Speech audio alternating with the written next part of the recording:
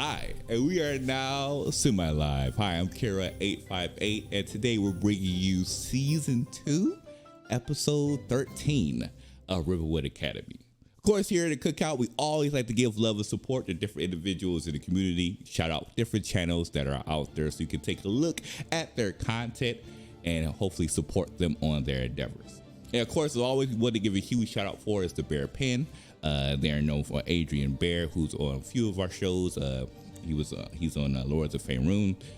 He has quite a few different content out there, such as Blood of the Bayou, a couple of one shots, and they have a variety of different individuals performing shows in their TTRPG section.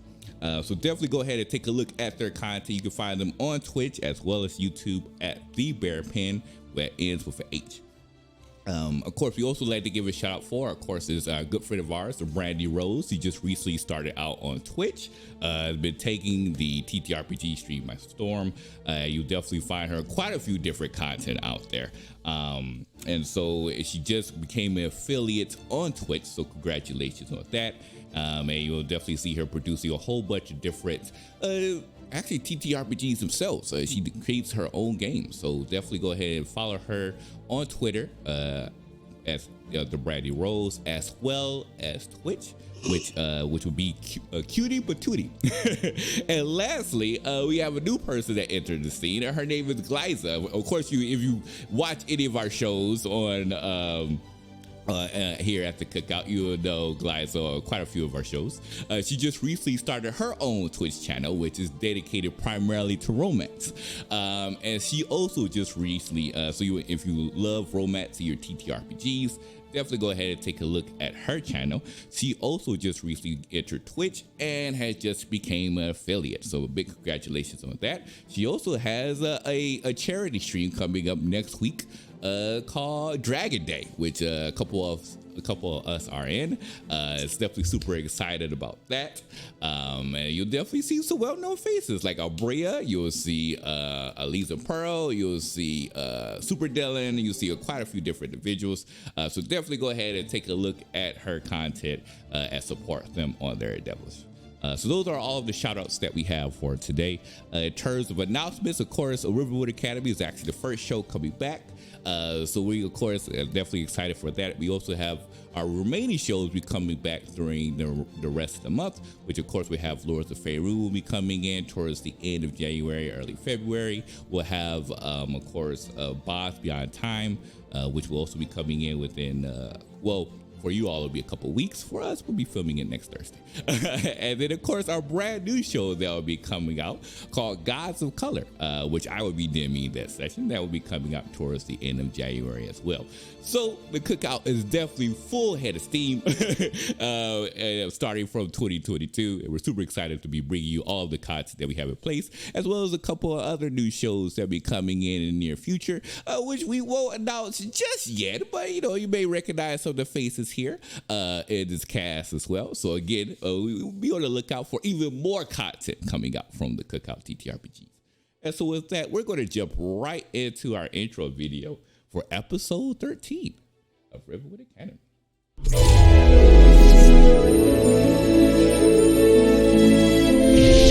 Micah, Ardris, Meaty, Callan,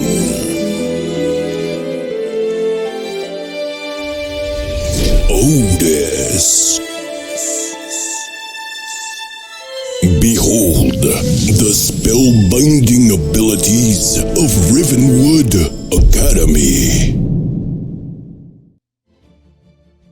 All right, and we're back. So with that said, Aaron, take it away.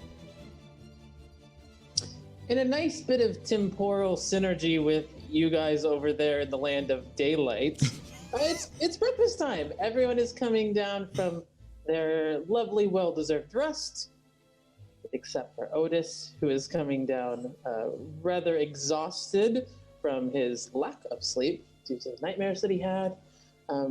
This is not the Alaran home proper. That's a different city entirely. But this is kind of their official home, the home that they use to entertain important guests while they're doing business in the capital. And it's this massive, sprawling place, so many windows, and there is this, the center point of the home is actually this large tree that grows up through the ground, through the ceiling, and into the second floor. And as you're each coming down from the bedrooms that you were led to last night, you can see that around the base of this tree, around the trunk, there is a very lovely long dining table, and there's already places set for each of you. Now, I imagine, Ardris, you would be the first awake, but are you the first down here? Or was there anything else you wanted to do before breakfast? He'd probably just go straight down and get dressed in his best. All right. Are you going like at breakfast time, or are you going to go early? Probably before. Okay. As you head down, so you see there's a good complement of house staff here, and they're all kind of running around doing various activities. You being in town has kind of led the charge in freshening things up a little bit, because your father has headed off to a battle and hopefully glory. But since you're here, and as the only Alaran here, they're kind of subtly switching everything to match your style. It's pretty subtle. They're not repainting the walls or anything, but all the accents are very much in Ardris's kind of wheelhouse. And so they're sitting around, tidying around. You see the chief of your staff is kind of dismissing a few people and has quite a few number of letters and things that he's handling in an official capacity.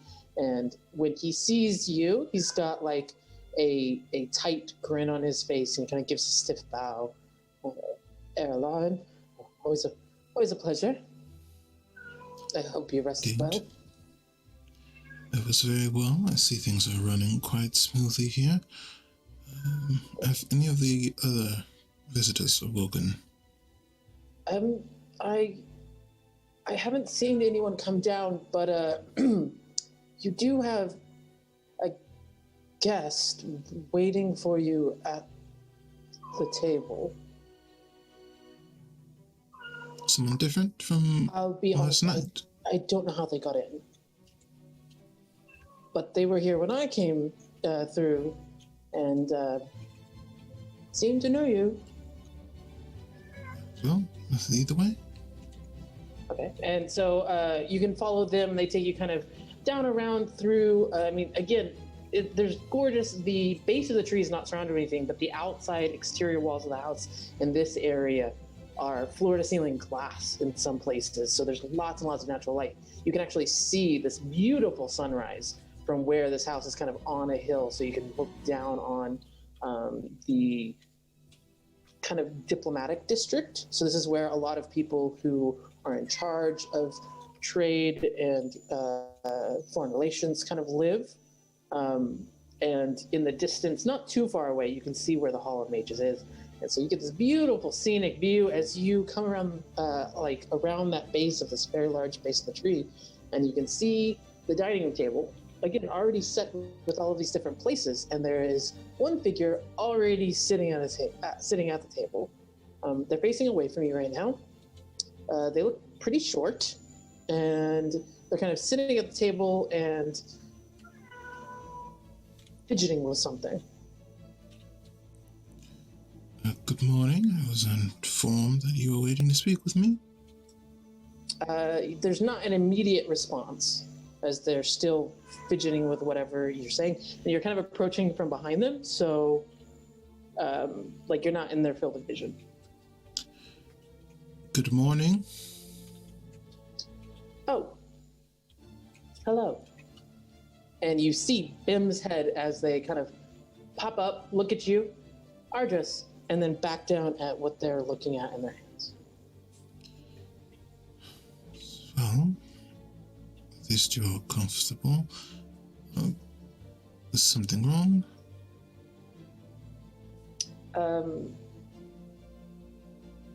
Have you moved any from behind them yet? Like, are you approaching the table, or are you moving around? What's your we'll say approaching the table. Okay. So kind of as you approach, you get a little bit better look at what they are working on. You can also see they look, they're dressed in like traveling clothes. So you'd seen them before in their kind of tinkerer's outfit from when they were, in their official capacity at the school. But this is more hardy kind of traveling clothes that they're dressed in. They look well worn, and make a history check for me really quick. 17 plus Nice. 9, 26. Whew. You know that when you look down at what they are working with, this is the box that Kellen has been carrying around. You've seen it a few times as he's worked on it, but he hasn't really shown it to you. But you were paying attention, and you know this is the box that Kellen had. Not one like it, it is the exact one.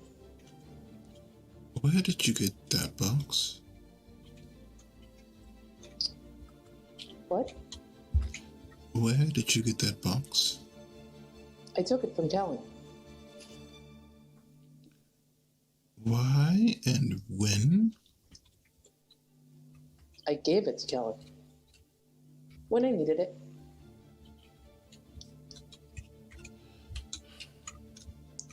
Why exactly are you here this morning?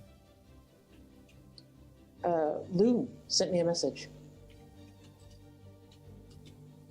And the message was? We all got in last night.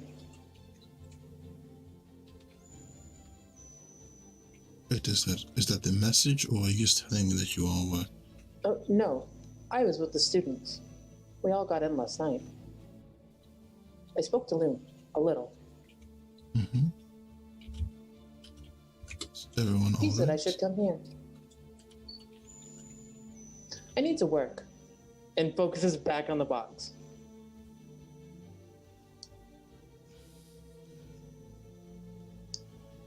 Sure, of course. Right next to you, your chief of staff is doing his best to not look fidgety as he kind of like very subtly like switches his weight between his feet and is kind of like watching this, trying to figure out like, Airline? They are harmless for the most part, and a bit eccentric. Just ensure that they are relatively comfortable and have everyone continue with their preparations for the morning. I see. Sorry, it's been a while since you've been here. Do you want your usual breakfast, or? Let's aim to impress this morning. The children have been through quite a bit especially for people their ages. You see, like his face can't withstand like this grin that kind of like crawls across it, as like he looks very satisfied that he gets to like fulfill that role well, and gets to like peacock a little bit and be like, yeah, this is how House Alaran rolls. So immediately once you say that, he's like, very good, and takes off and starts like giving different orders, and you can see like people come and take up the places that had already been set to set a better like array of china down, and like new steaming plates that are covered dishes are brought out and placed. Like they're going to the nines. You don't have to wait too long before the others begin making their way down. Yvain. Hey, you had some wonderful dreams last night, partly due to the exhaustion. You got here, you went through one of the coolest buildings you've ever been in, which was the Hall of Mages. The ceilings and the architecture and the art and the people, like there was just too much to see and draw. And then when you were brought here, it was too cool and you fell asleep. So talk to me. What does your morning routine look like? She usually wakes up. I imagine she's a fairly early riser just because of the fact her background. She's fairly early riser. She probably woke up. At first was a little like, where am I? And then realized, oh no, it wasn't a dream. This place is actually real. Got super excited and then just like started getting herself ready. Said her prayers, 'cause she's cleric, and tried not to over enthusiastically bounce out of the room. But there is definite like this little spring in her step as she's walking. So I'm imagining like as you are kind of like floating your way out the room, you run into Otis, who is kind of dragging his feet perhaps due to the exhaustion, and you all meet in the hallway. Good morning. Otis would just stare back at you, man. All right, I see you are not a morning person. It's fine. It's completely fine. I do believe there is breakfast downstairs. Would you like to accompany me down? Otis says nothing, and he would just like start walking down the stairs. She's completely taking that as a yes. You don't walk too many more steps than you might hear Kellen. Kellen, when you discovered that this morning you were getting all your stuff together and you found that the box is missing, we're kind of like right in that moment where you've discovered it's not there. Do I have them coming? Like, do I hear them coming down the stairs? I think you could definitely hear Yvain like trying to talk. You don't hear Otis, so you don't know maybe who else is out there, but you can hear Yvain. Kellen's going to open his door, maybe about to accuse the nearest staff member of stealing, when I assume he will notice Yvain and Otis, right? Yeah. He looks at Otis. Otis? Otis just looks up and stares at Kellen. Oh man, you look like heck, brother. I'll tell you what. Packed right now, okay? Breakfast. Something important to me is missing, and if Ardris took it, we hate that guy forever. Deal? Otis would actually perk up just to tell you, like, damn! Hey, Nazareth, get the stuff! Nazareth just kind of uncertainly flies up a little bit, and then kind of like towards Kellen, and then up a little bit, and then just starting to do like these weird circles. She doesn't quite know what you want, so she's just kind of like looping the area. Fine, I'll do it. And Otis would like just reverse and try to go back in his room and start gathering stuff as if he's about to go on a journey.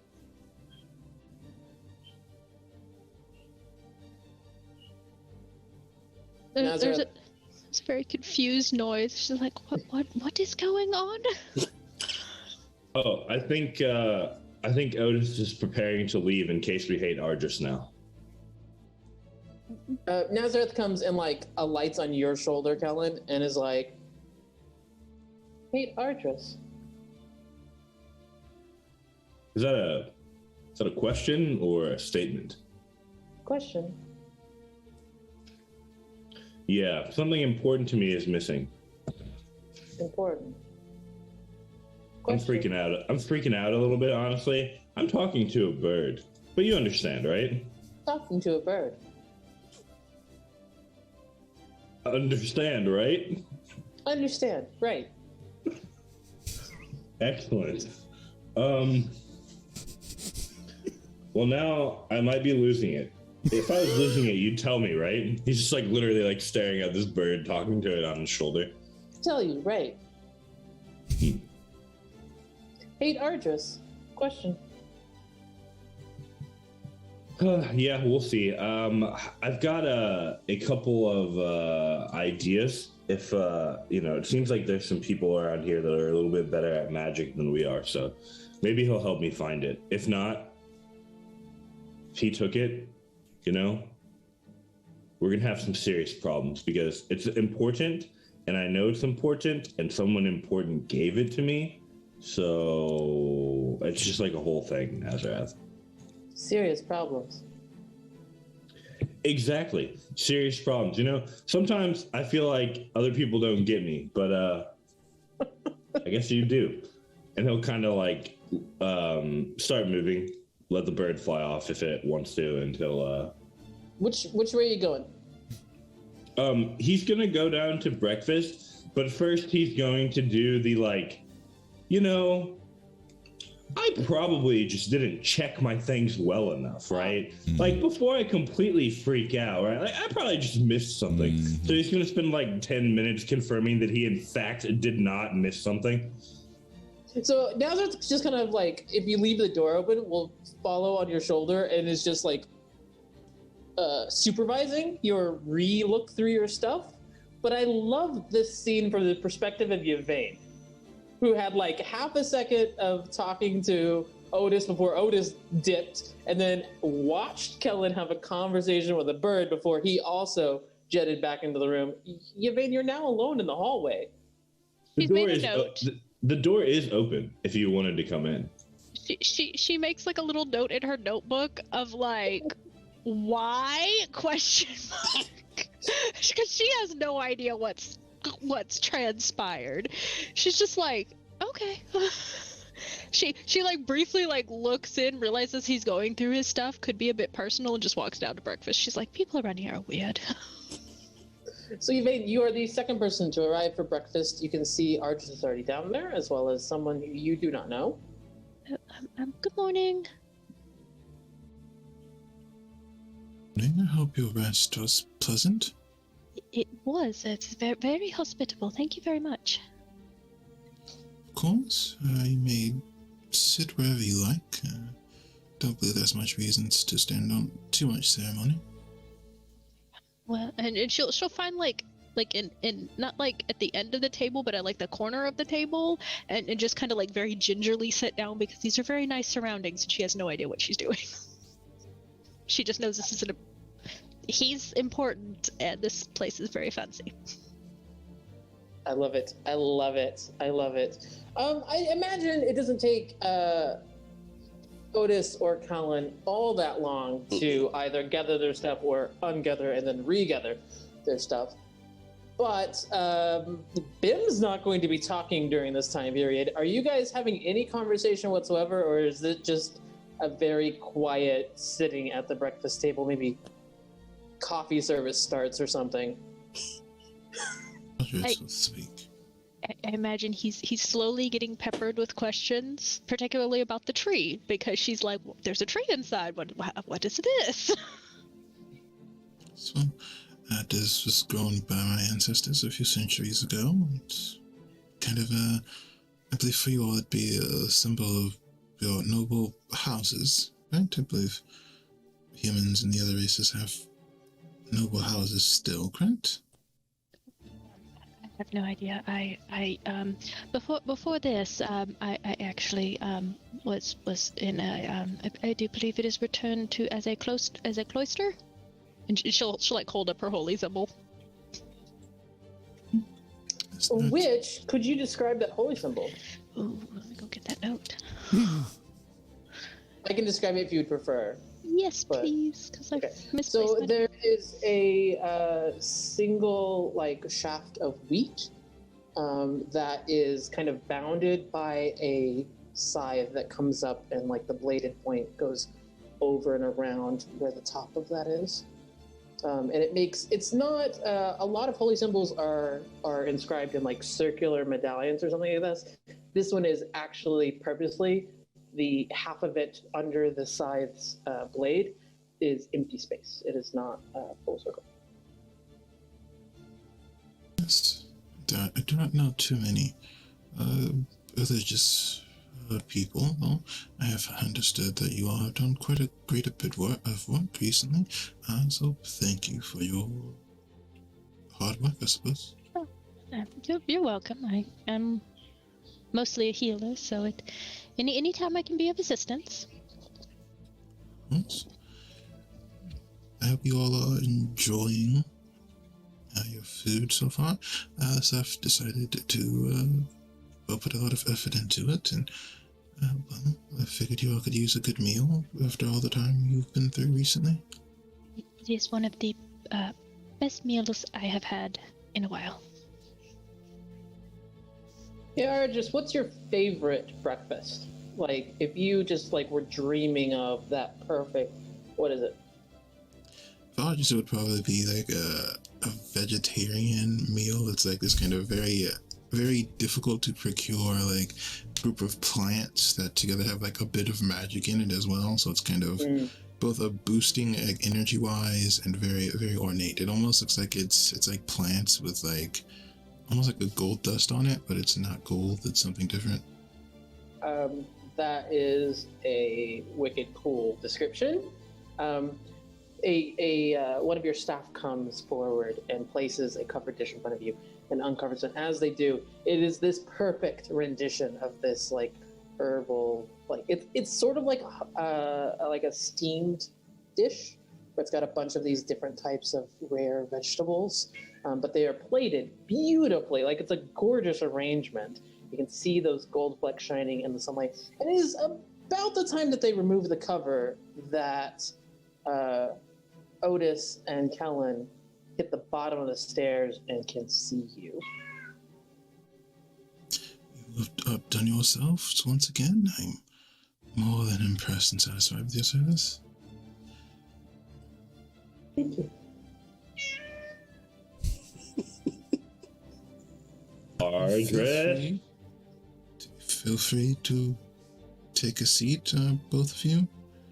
Don't look entirely well rested today, Otis. Otis is just gonna stare daggers at you.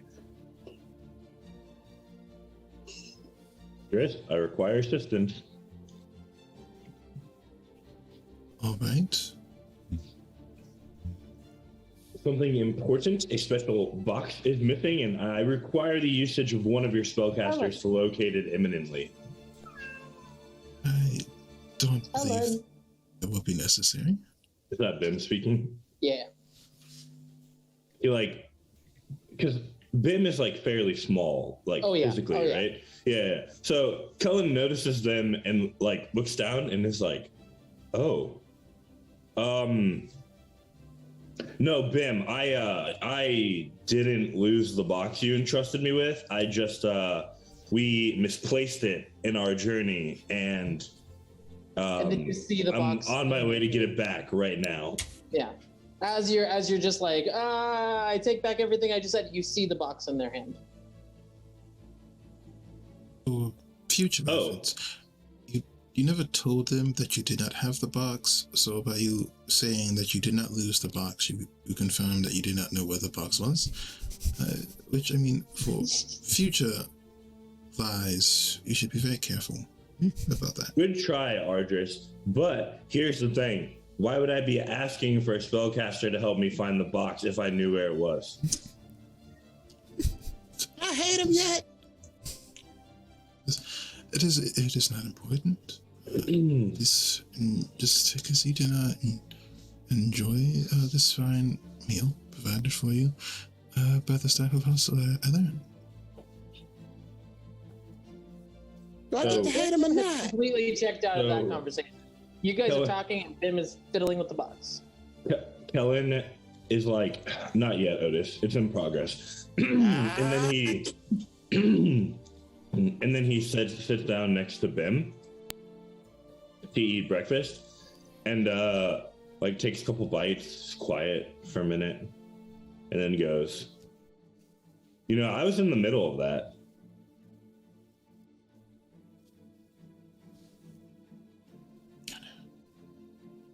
All right, back.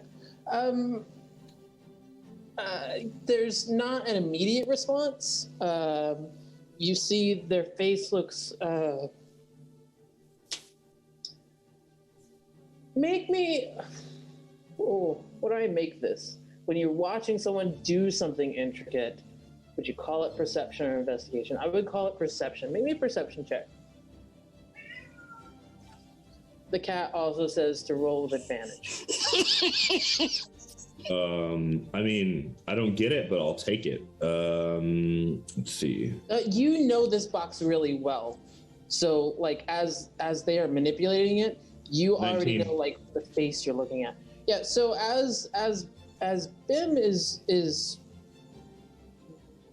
going through the faces of this box, you can see that they are looking at each lock face in the order that you unlocked it. And I see. They're sort of like following the pattern that's already been completed. right. And so they go through each lock face that you've completed it, and they get to the final one that's on the outside, and kind of frown a little bit and then look up at you. You didn't open it.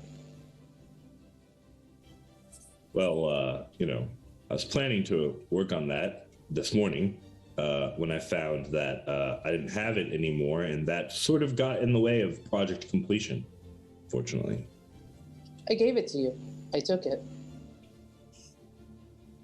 Yeah, no, it seems fair in that perspective. I'm just a bit concerned because I don't really think it's like you to get in the way of finishing a project, so I'm a little lost. Bim, okay, so it's strange. This whole time, Bim's been focused on the box and then just kind of incidentally talking to you. But when you say that, Bim's focus entirely goes to you, except their hands are still moving. Like they're still doing something with the box. It's just their eyes are on you and they seem really focused. Why did you open the box? It did that. Well, I didn't, as we were just talking about. But the reason I was trying to is because two people said it was important, and one of them was you. I asked you to keep it safe. And you hear a click as the final lock is unlocked. Right. I did that well for a pretty long time until, you took it. It's been like 5 days. What? The total time since Bim gave you the box, it's been like 5 days, maybe 7. If I might have miscounted, but it's like a week.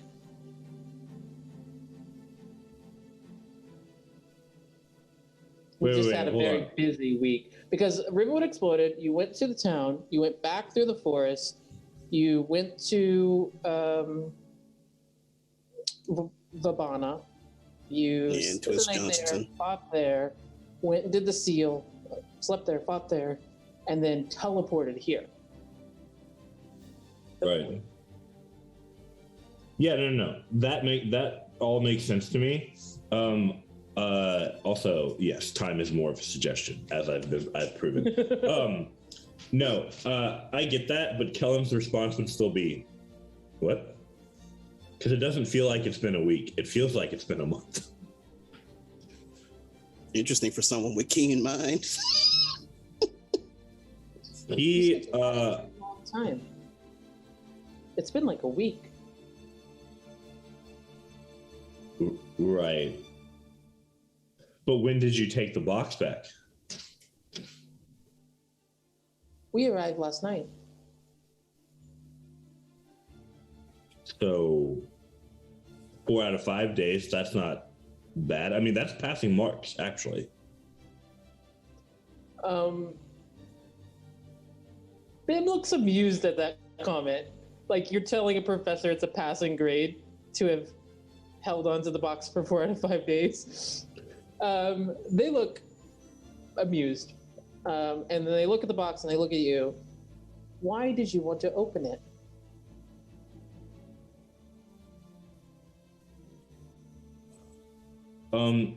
Man, I guess I'm just not gonna get the runaround on you on that one, huh?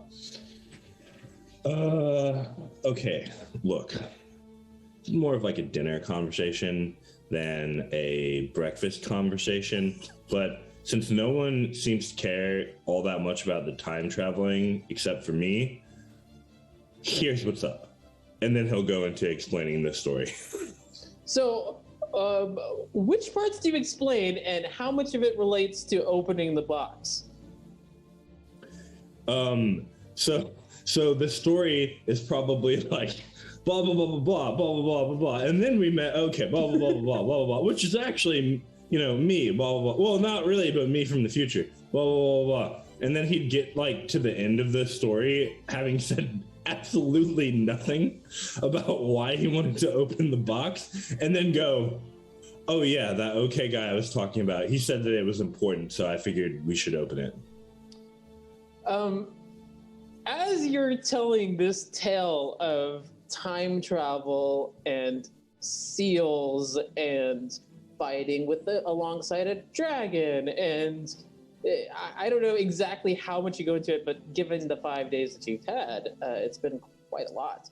For the first time, Bim's hands still, like, they stop moving because they're so completely absorbed in the nonsense, like, like, if it happens to you, sure, but like if it happens to something else, you're just like, there's no way all of those things happened. Like, maybe some of it did, but there's no way. Right. But like they want to know the answer to their question, but they're also watching a train wreck unfold, so they're like, I'll wait for the train wreck to be over. Exactly. So after you get finished, I think there's just a long silence as Bim's just kind of like looking at you, and then at the very end kind of just like leans over to look past you at Ardris.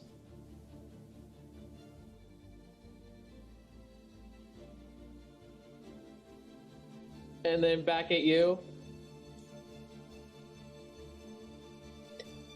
You told yourself to open the box. Yeah, I promised I was less desensitized to it the first time I told the story, but we're going on like the 4th or the 5th time now, so it just doesn't hit the same anymore, Bim turns their attention back to the box, and as they do, you can see that like where those locks were on the outside 4 faces, it actually peels apart top and bottom. And as they do, you can see an interior cube that is just slightly smaller than the dimensions of the casing that was just pulled off. Except the case was just flat, unremarkable metal on the outside. What is interior is, well, very, very intricate, whatever it is. And you don't have to be a wizard to know it is thrumming with magic. There's some sort of power or something here. And Bim takes off the casing and then pulls that interior cube free and looks at it for a long time. And then looks at you for a little bit. And then a little bit longer, and then holds it out to you.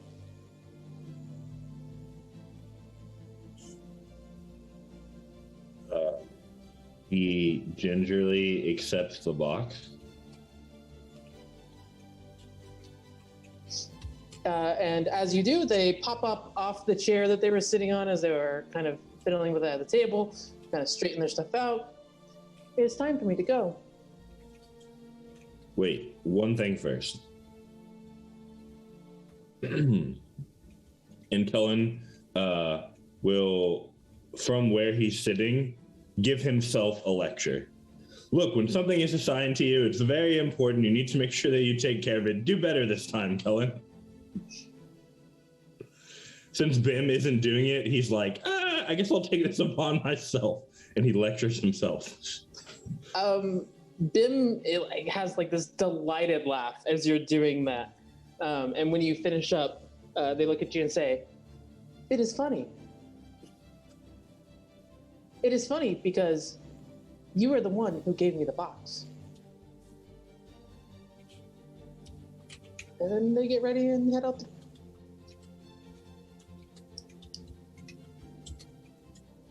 Cullen's demeanor shatters as he turns back to his breakfast and just starts eating without knowing how to feel. Yeah, you gonna look at that? You gonna look at that box, Eddie, or is that a later kind of thing? Are you chowing down?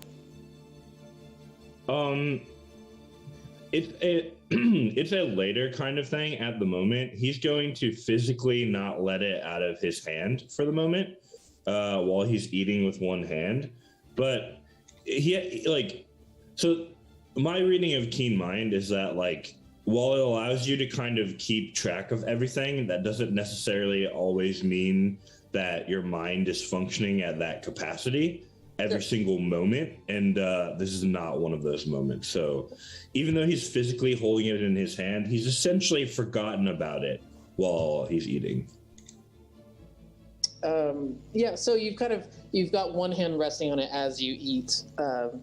Also, really good vegetarian fare. Not the same as what Ardris has on his plate. That looks fancy, but good, very good. The hand that is resting on the cube can feel this kind of when something has power running to it. You put your hand on a refrigerator and kind of feel that hum for the refrigerator. That's what it feels like underneath your palm.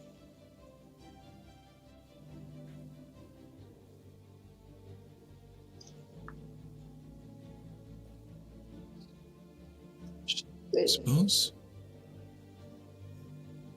How is everyone else? I hope the food is delightful for you. You know Otis ain't gonna say nothing. But I do have a request, Aaron, or a question. I accept both. What's up?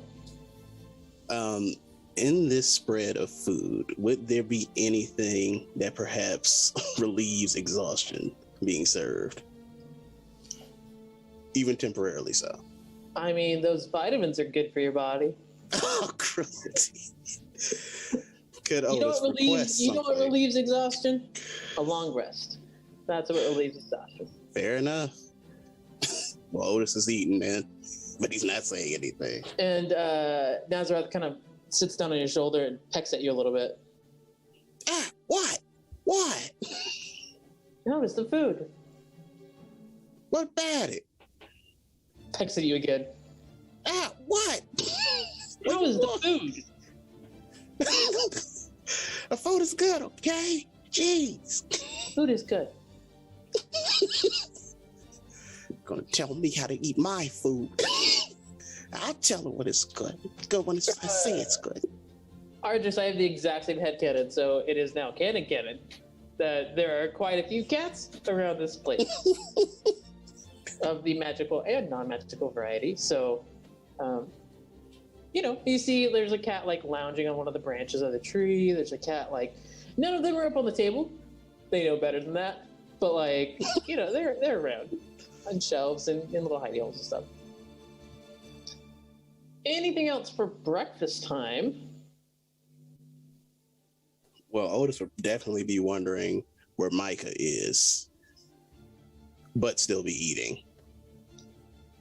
Micah, you didn't sleep last night, but you had a lot in your head.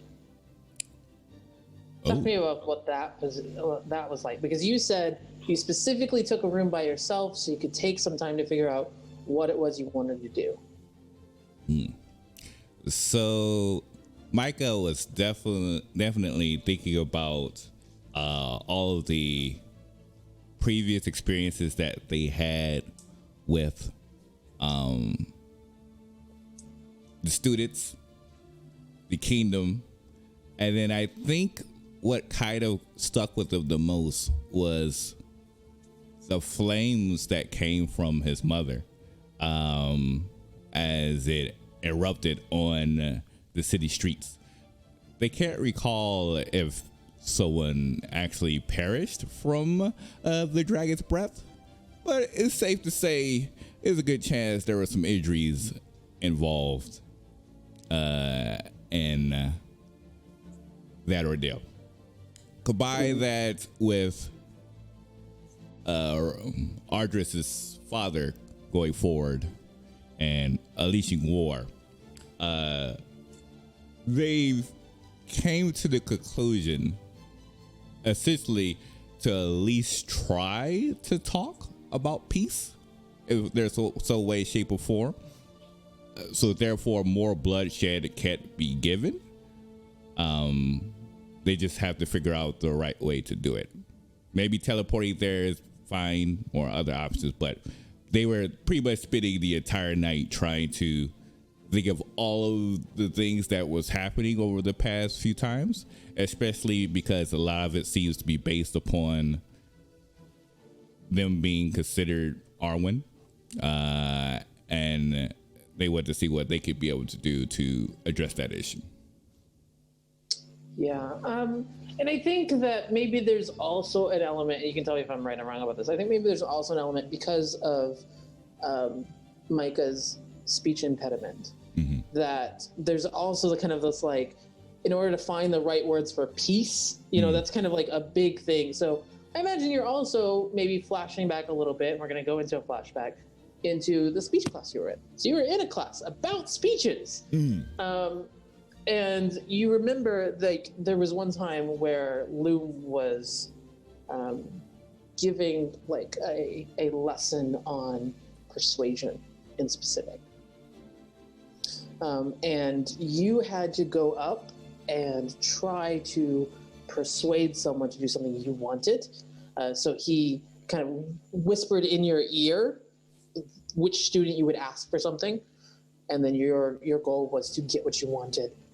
I want to see how that worked. So you were given that you would go up to this spindly, gangly looking human, real scrawny looking kid, who was sitting way back in the back row, looked real nervous and kind of like awkward, you know, definitely hitting like that worst part of being a teenager.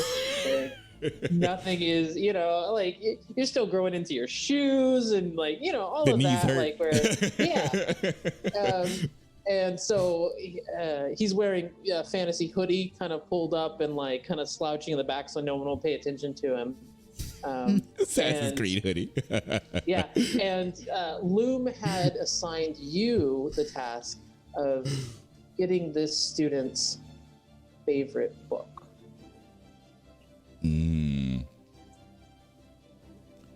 Oh. So they would have, and this was in front of the entire class? Well, a bunch of different students are doing it at the same time, so it's not like everyone's watching you do this. Okay. But, like, students are aware this is a lesson on persuasion. Like, about half the class is doing it right now, and then the other half will switch into it. So they would step forward, you know, on their usual slightly meek self, approach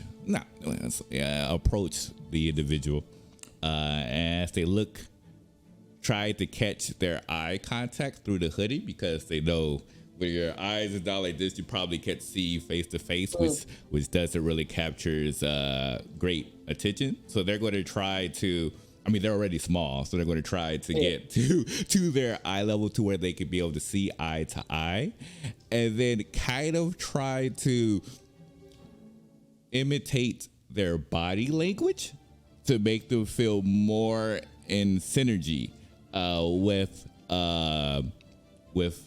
the individual in front. So he's got like a short cape on with the hood, and his arms up, kind of covering that half of his face, and he seems to be like doodling on a piece of paper. And as Micah comes up and kind of like gets into eye range, he's like, "Hey, hey, Hi. And then once again, when they'll see how their hand placement is, they'll copy the exact same movement while placing their other arm right to the other side of the notebook. So therefore, it's almost like a mirror image of themselves to give them feel again a bit more comfortable. And then once they have essentially closely replicated that body language as close as possible, they'll look up and say, "Is it all right if I see your book? Favorite book? No, I don't. I don't have a favorite book. You don't? What? No.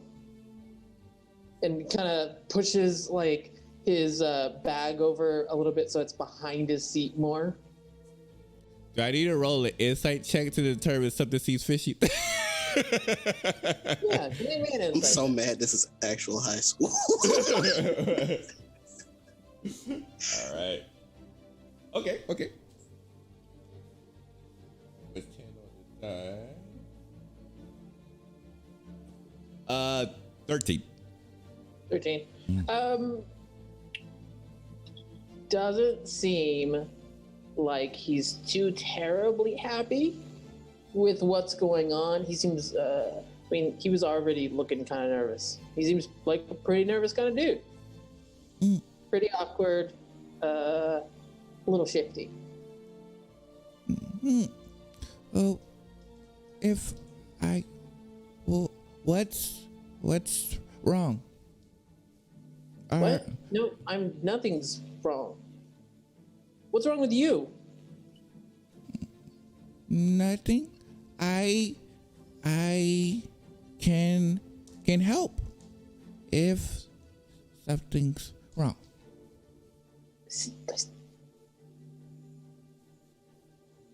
So your plan to persuade to get this book is to give him therapy. Just understanding. Okay, cool. Go ahead and make that persuasion check here to see is he gonna listen or not. All right. Okay, I'll take that. And of course, I'm persuasive. That is a 30-20. Wow. Nice. This is going way better than I thought it would for you. So he looks at you for a bit and is like, "No, there's nothing wrong, man. Everything's fine. Good. It's hard, you know. We're so far away from home, and it's like I don't know anyone yet or whatever. It's fine." Cool. Well, you now know me. I'm Micah. Hey, man. It's nice to meet you, Micah. I meet you too. It is hard. I know this class hard. very hard. So bad at talking to people or like in front of people. Gods, it's terrifying. I can't talk well, so it makes nervous when I talk, but so we share that. But we'll get better, right? Yeah. Yeah. I mean, that's why we're here, right? Practice makes perfect. Yeah. No one is coming to school and like good at everything, right? They try to think of anybody who they consider is perfect, and they can't think of it. Yeah. But some of them are like really good, you know? Like my friend Ardris speaks.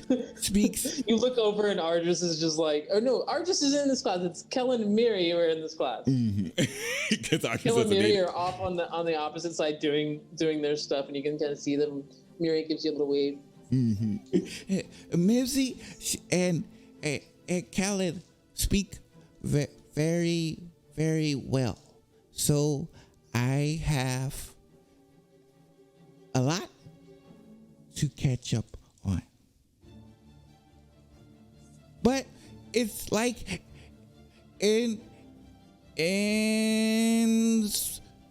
inspiration.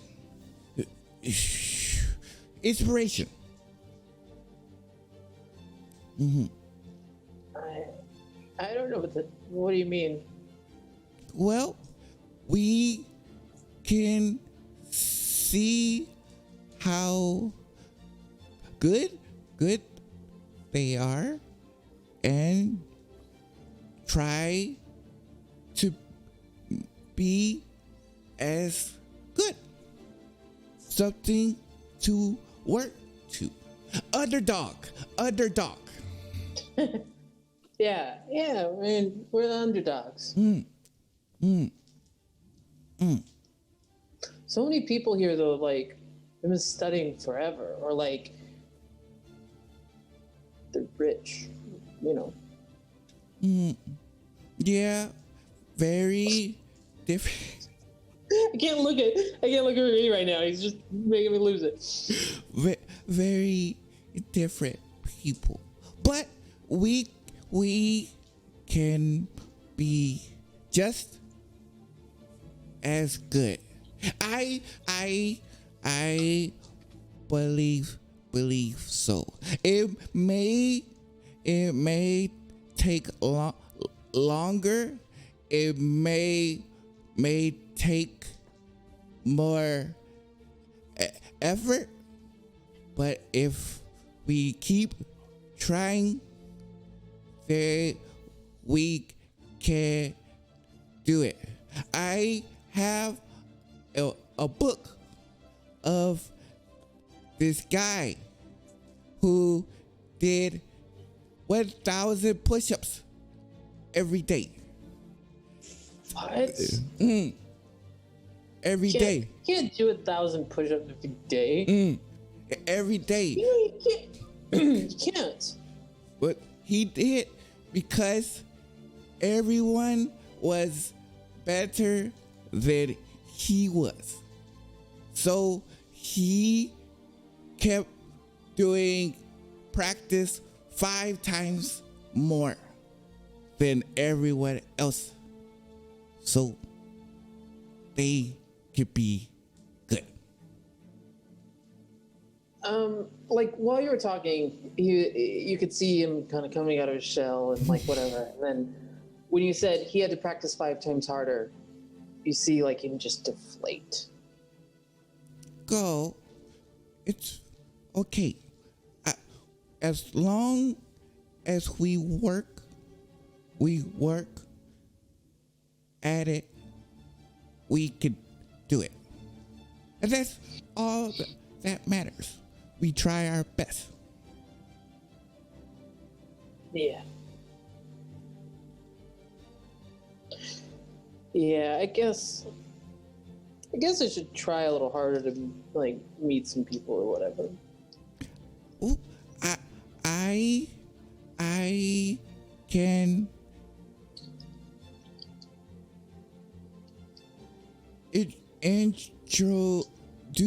introduce you to my friends.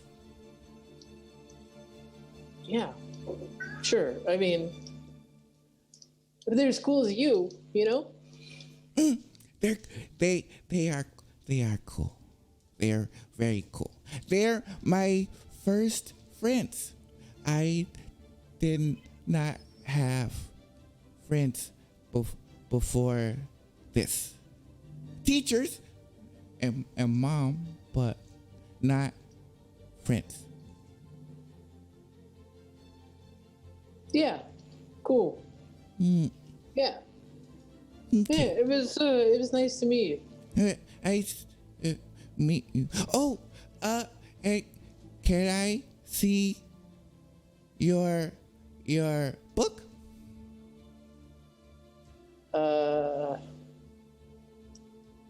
What do you mean?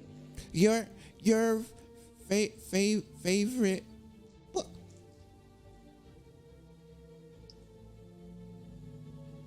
You can't touch it. Okay. Okay. And he reaches down into his bag and pulls out. It's battered and well worn, and it looks like it's barely held together. It's a collection of, it looks like some sort of like like detective or mystery book.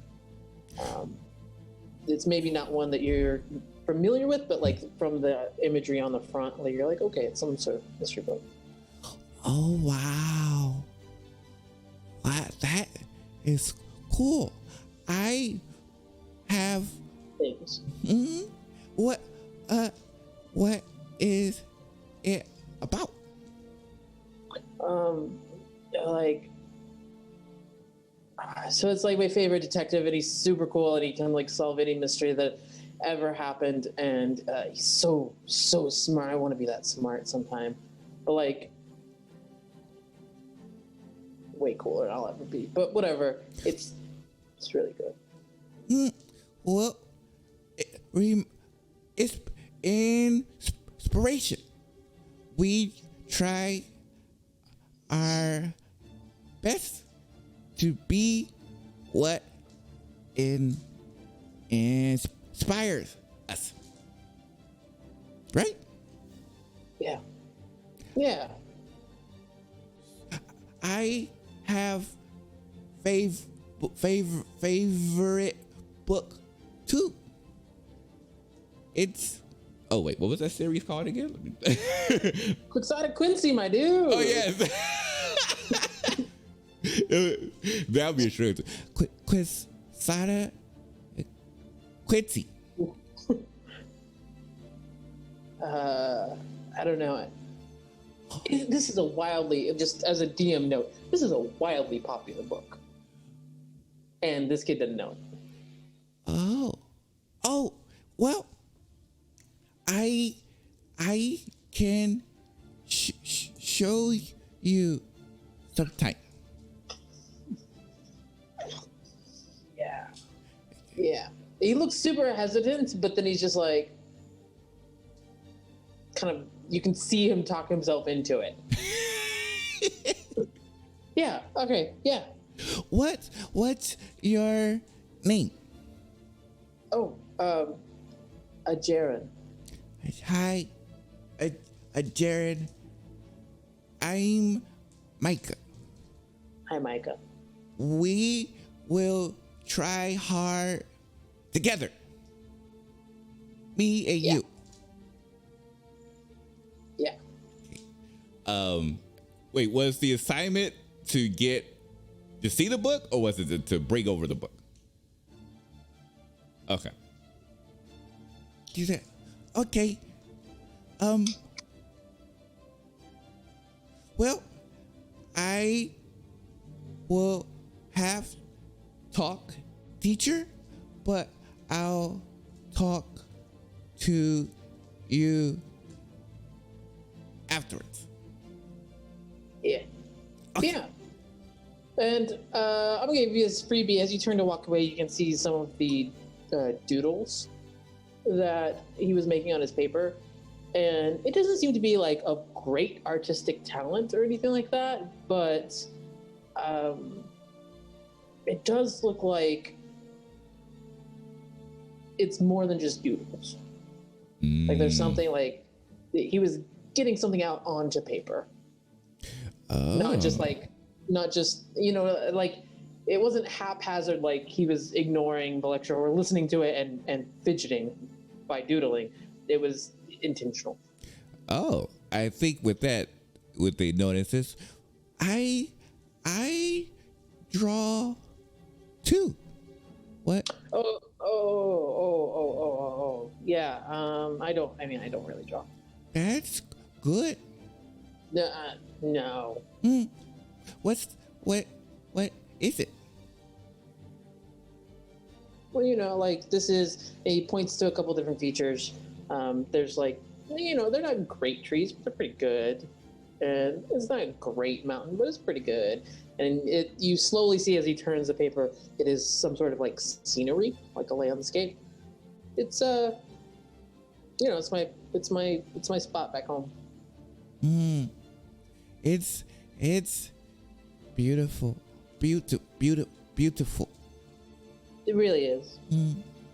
Well, you always keep home with you with this.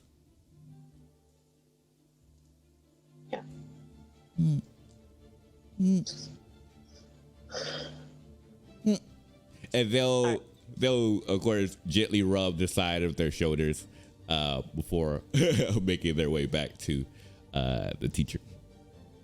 And Luke's sitting there. You watch as, hey, Kellen, roll me a real quick persuasion check. Got it. I would have made Mary do it, but she's not here. 7.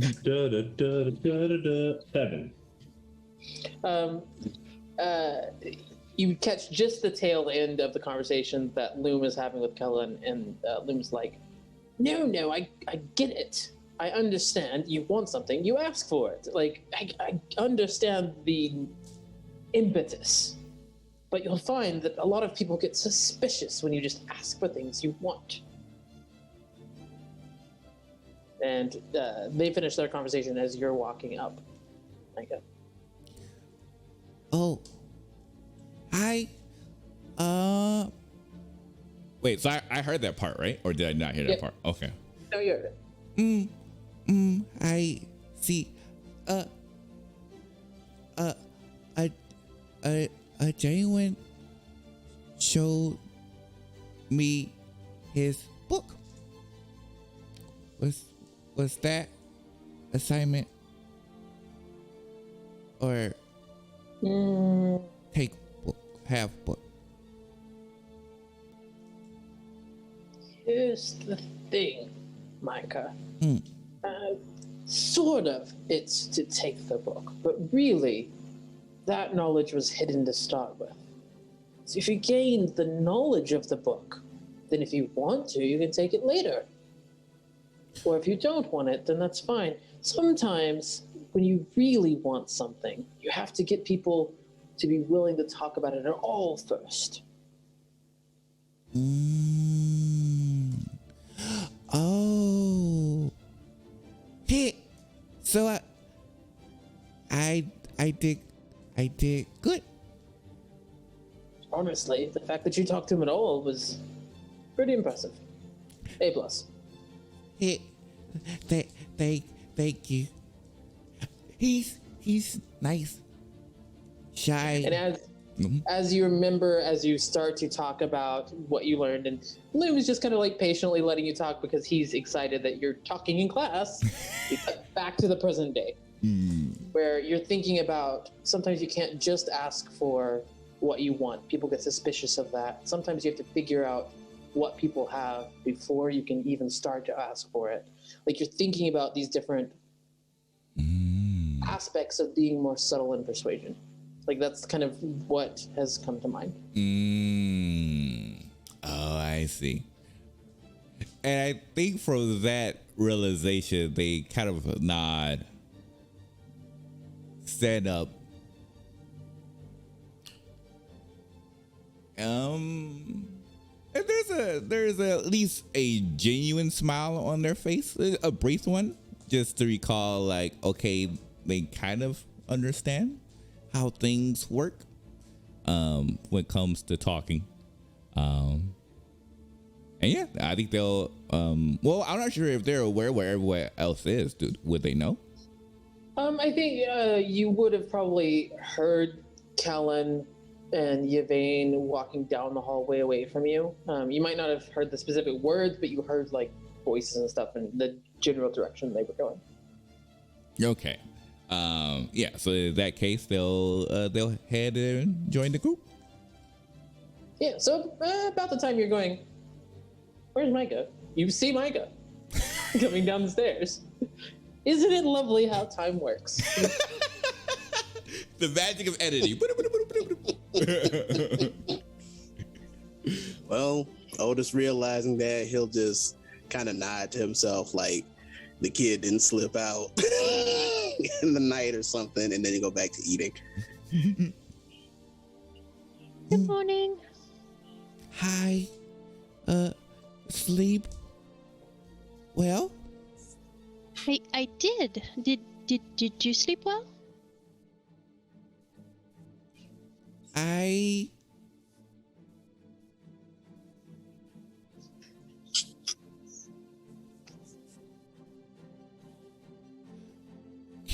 I don't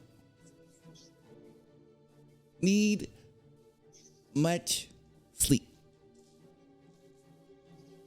You are a very lucky individual. Somewhere on the continent, Loom is so proud of you right now. Yeah, because there was a preview. They're like, oh, I don't need sleep. But now they're like, oh, wait, subtle. How did it work? Not far behind Micah, you hear, good morning, everybody. And you see Pyrea, who has come down and looks her normal self.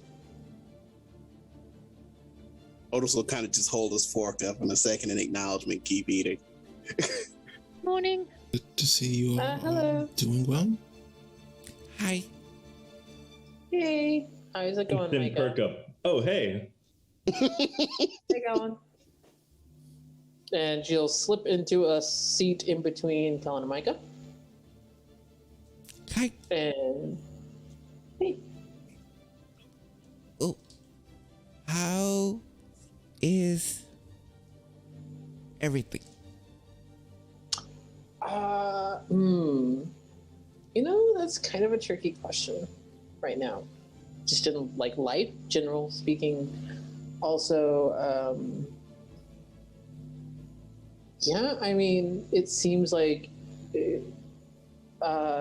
you've been going through it, right? Yeah. You know, but we walked all the way here, and that did suck. Pretty bad. But we made it, and got to listen to, I mean, we got to see all of you, and listen to Miri's awesome playing yesterday, and now I have delicious food, so I guess I shouldn't complain too much, or whatever.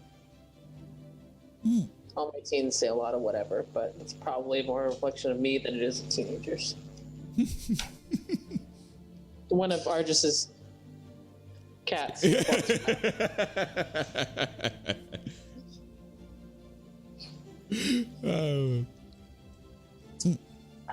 What are you guys planning on doing today? I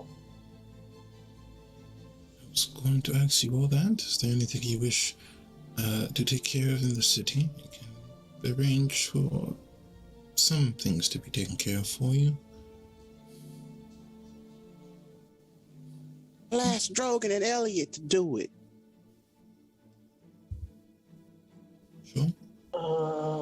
Do what? That's my business. Oh, sorry, my bad. I was just trying to be helpful for, you know. Oops. Man, this food is really good.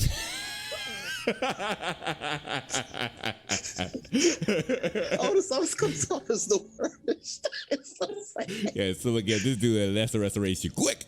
Wait, is it lesser or greater restoration that removes exhaustion? I forgot. I don't think Lesser will take out exhaustion. It's greater? It's greater, yeah. Mm-hmm. Well, right. What about any of the rest of you? Is there anything you wish to do? There are quite a few things to do for fun around here, if that's something you're interested in. I could arrange for messages to be sent to any family you may have, or anyone you may wish to check in on. Thank you for breakfast, Argis. It wasn't me, it was, and he will gesture to the steward, and presumably there are some people still in the room who are... Yeah, absolutely. They're kind of standing respectfully, like they'll refill your cups before they've emptied, kind of thing. These wonderful and hardworking people here. Thank you for Whoa. bow. He will look at each of them individually and say, and to you as well.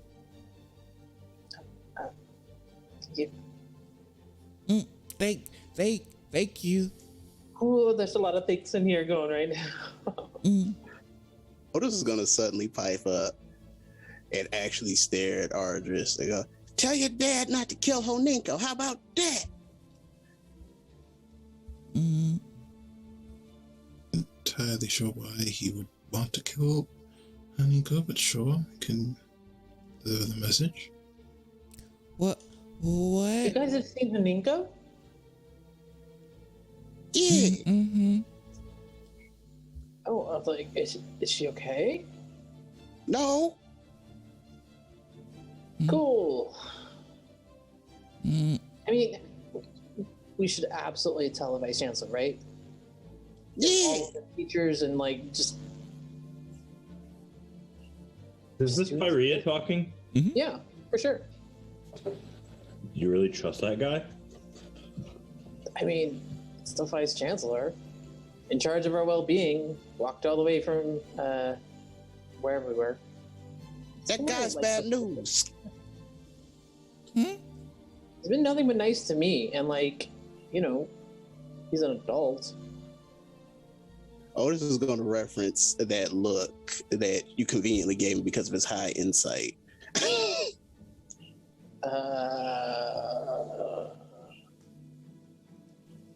Otis? He's What? Ellen? That happened. Pyrea is confused. Yeah, we don't trust that guy. Why? Yes, he is a very unique character. But for now, I believe it is best for you all to, I suppose, alert to everyone to at least some of the events that have occurred recently. It appears that all of you have made your way here, so you should be able to find any of your friends over at the hall or perhaps in the other surrounding inns and places of the like. I would recommend, if you are going to go and visit the city, to take a guard or two with you just in case. The city is pretty safe, but there's chances for things to happen, of course. Otis is going to stand up and exhaustedly say, I do what I want. And he's going to kind of like shuffle away to where he believes Drogon and Elliot are. Let me put it to you this way, Pyrea. Let's say that you had a class, right? And in that class, they gave you a viper and were like, hey, this viper is going to be your friend, okay? We promise. Just hang out with it. What are you doing with that viper? You trusting that? You trust a viper in your home, in your room? I don't. Going with you amongst your travels? I mean, is it like an animal familiar or something? Because, like, yeah, I guess. No, it's a man whose title is the Vice Chancellor. He's been nothing but nice to me. We walked all the way here, like, such a long walk. And, like, he's fine. Like, what do you have against him? Well, he's possibly running a cult of kidnapping students and bringing them into, trying to end the world. But, What does that whatever. even mean, Callan? What does that mean? Who's, like, tell me the kidnapped students. Who's missing? When you're saying, like, what does that mean? Do you mean, like, I don't understand the words that you're saying? Or do you mean, like, oh my gosh, Kellen, how could this have happened? It means I don't understand you. Well, Who's missing? so would Kellen know that? Does Kellen know that?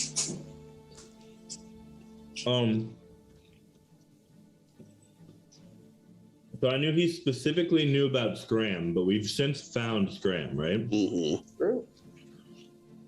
So I do not have perfect knowledge. I'm trying to think. Is he aware of anyone at this moment who is actually missing? There was, I'll have to go back on my notes for the name, but there was a sophomore mentioned during the Verdant Festival, but... Yes, he did know about that one as well, from his natural 20 perception at the time. Yeah. So he would relay that name by way of example. Okay, so a student probably went home, and you've decided the vice chancellor is this kidnapping maniac who didn't just safely escort me and half the school here and has taken over in a time of extreme crisis in order to make sure that we're safe and is like, why? Look, when you have long-term plans, sometimes it's better to play nice. I'm sure that's how he's been able to fool the Chancellor for so long. I don't trust him. Who benefits from this whole situation the most where the Chancellor is now not to be found? No one benefits from the situation. It sucks. Who's Chancellor now? No, I mean, acting Chancellor, I guess, but it's not like, I mean, all he does is have Eralarin over here breathing down his neck and has safely escorted, again, half the school to a place of safety in a very far foreign country, according to the guidelines of the emergency plan that was already in place. Who's in charge of watching over the circles that we use to travel? I don't know who maintains those circles. Honestly, I would expect the Chancellor would be in charge of that. But who was overseeing our evacuation? I don't...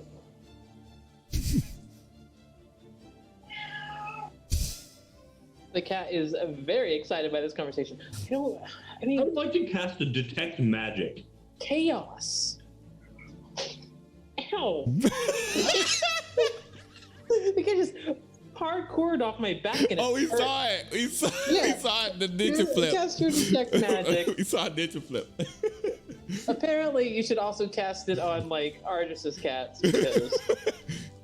Well, maybe, One of but at the moment, I'm just trying to see if my girl is under magical influence right now. Sure. So he's not subtle about this. He's in the midst of a conversation, and he starts chanting words and casts detect magic. You put the cat, you put the box now? What's in my other hand? I should only need one hand to cast. Fork. Right now, but... I put the I'm asking, fork down. Do you put the box down, or do you keep it in your hand? I put the fork down. Okay. Kellen, what are you casting something on me? No, not on you, around you, and then he'll start looking at the auras. I really hate this. This is the worst breakfast I've had in a while, and considering our school blew up like a week ago, that's kind of saying something. The food is lovely though. Like, don't get me wrong. Micah slides over a drink. Orange juice.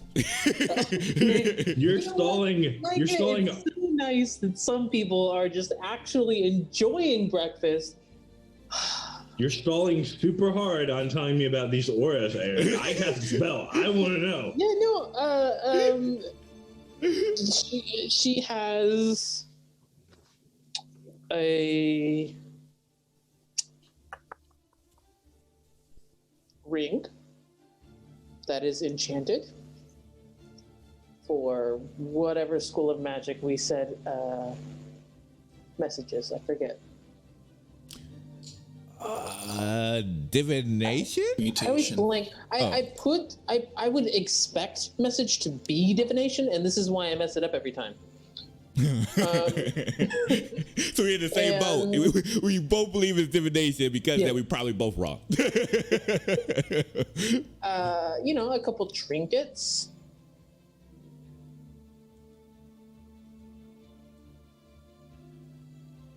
No other magical influences. You do not detect any magic. No enchantment auras or anything. Nope. Kellen will literally go, dang, so he got to you through mundane means. He's like muttering under his breath, like full spy mode now. God. Right, well, I do not mean to pry into your conversation. However, I would strongly insist that we avoid casting magic on each other. It is still quite rude. And yes, I'm aware we are amongst companions, it is still better to do. I will agree, Ardris, as long as we are on the same page.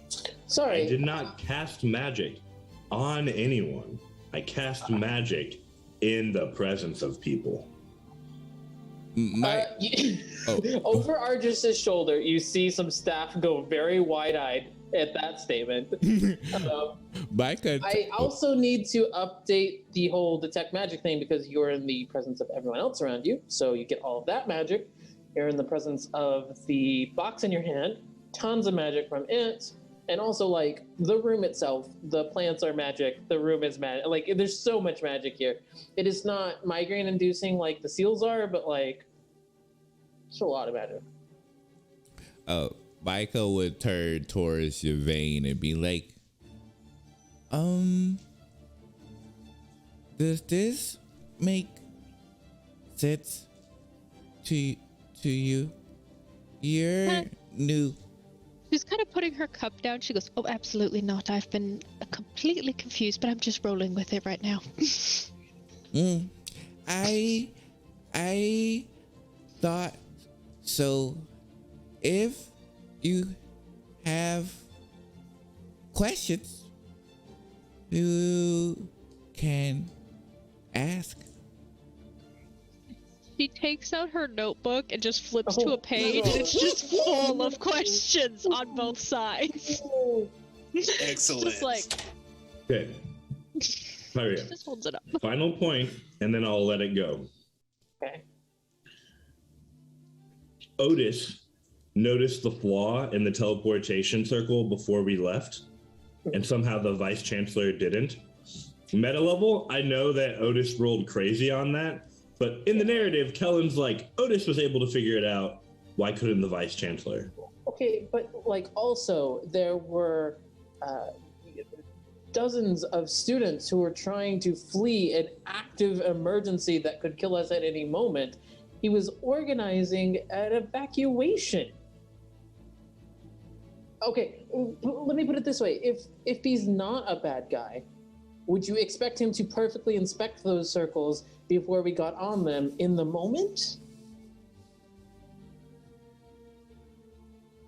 I believe that the maintenance of them as a general was his job, so I would have expected him to do that.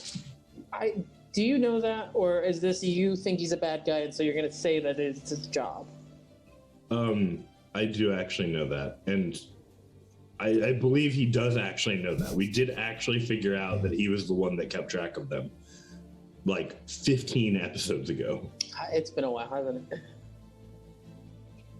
And so you think, okay, just to clarify, you think someone blew up the school and the vice chancellor decided to take advantage of that, placed a discrete fatal flaw in a singular teleportation circle, and then like after it exploded got everyone else to safety and then brought us here to safety following the evacuation plan? No, I'm proposing something much simpler. I'm proposing that there's a grand conspiracy and the vice chancellor was in on it. Okay, you sound like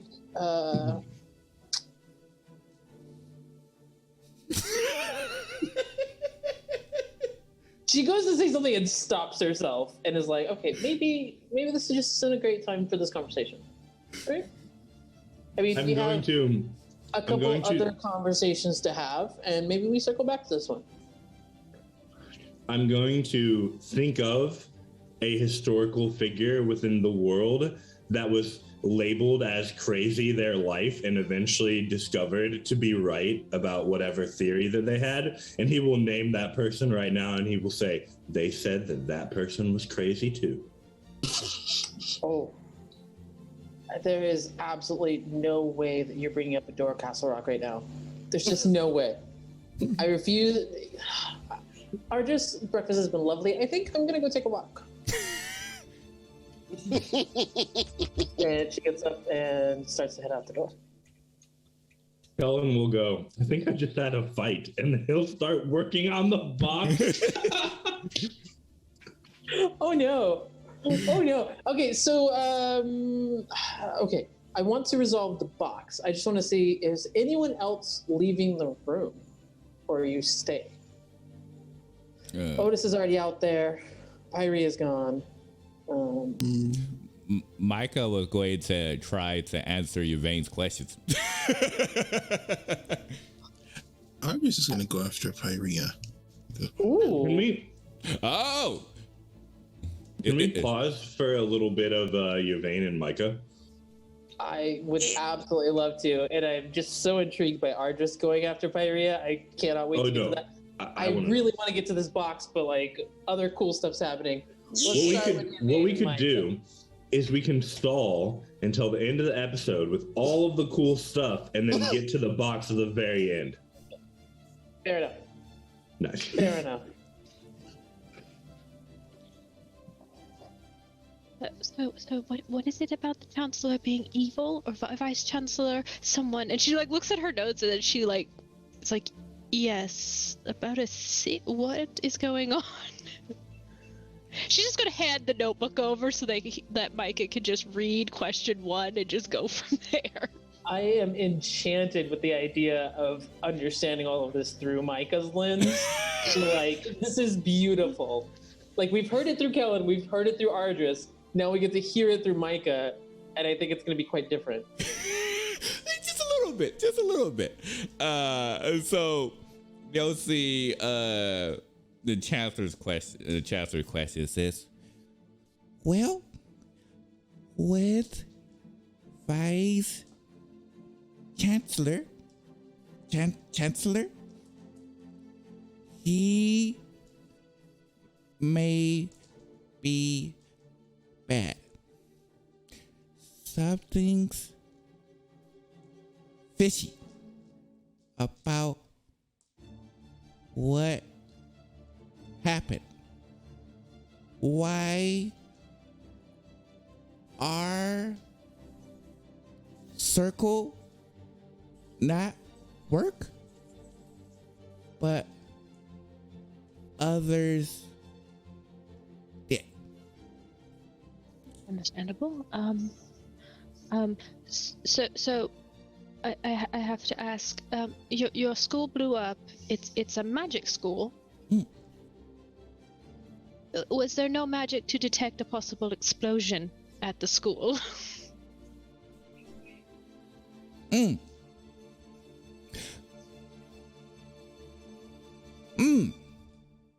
Good question. Why no detection? Because I know at our convent, every time there's an alarm that sounds every time you open the door. It's most annoying. But they were maybe very smart and bypass detection. And she does look briefly at Kellen. She goes, "Is that his girlfriend?" What's girlfriend? I assume they possibly are dating, and they just had a rather fight, and he's sitting there messing with the box instead of going after her. I read a book once. Oh. Recap. For the series that I have, was there any type of romantic relationship in that book? 'Cause that's probably the only way they'll be fully exposed to like romantic relationships. No. Not really. Oh, yeah. So they'll look at your face like, well, true. That's our friend. Is date special?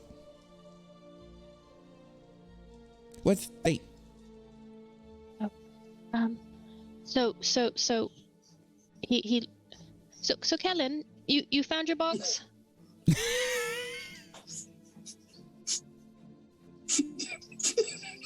She Like- remembers that's what he was mad about upstairs. He had lost something, but then he came down and was talking to Ardris, and he's just like, "That's the box goes- we lost." He goes,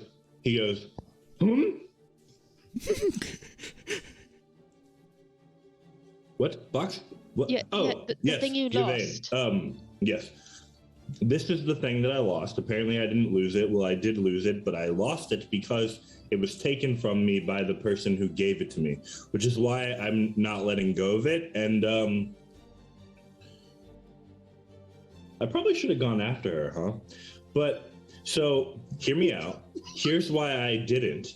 If I Remember if had, staff comes up and removes like the coffee that was in front of you and replaces it with tea, and you hear just kind of like a and steps back. he takes a sip of tea and he goes, "This is whack." Puts it back down and looks at Yvain again, and he's like, "Hear me out. If I did, I would have gone to explain more details about how the vice chancellor is suspicious, and it didn't seem like that was landing particularly well. So maybe it's better if I just don't, right? Right?" And he gets that kind of like pleading face of like, "I'm in the right here, right?" Like, I remember something. Be subtle. If out open, it's suspicious. But if subtle, people will relate more. Like I did not tell Yvain I don't sleep. I said I don't need much sleep. Subtle, easier. Micah, you are literally a genius. Yvain, one of the biggest points against the vice chancellor is that when we were doing the evacuation, right, he was very specific about making sure that we went through the portal first, even when confronted with us being obstinate in the situation of great duress. We were still looking for people. We wanted to know what was going on. And he pushed us to be the ones to go through that particular first circle. Now, that's not that weird, except that we're in an extreme situation. And instead of moving as many students out as fast as possible, he focused on getting us through that one, which would be fine, unless he had knowledge that it had been tampered with and would not send us to one of the drop locations and would put us into a dangerous situation instead. Because if he knew that, that would be a serious problem. And that would explain why he wanted us, the people who were meddling around and things, to go through that particular one.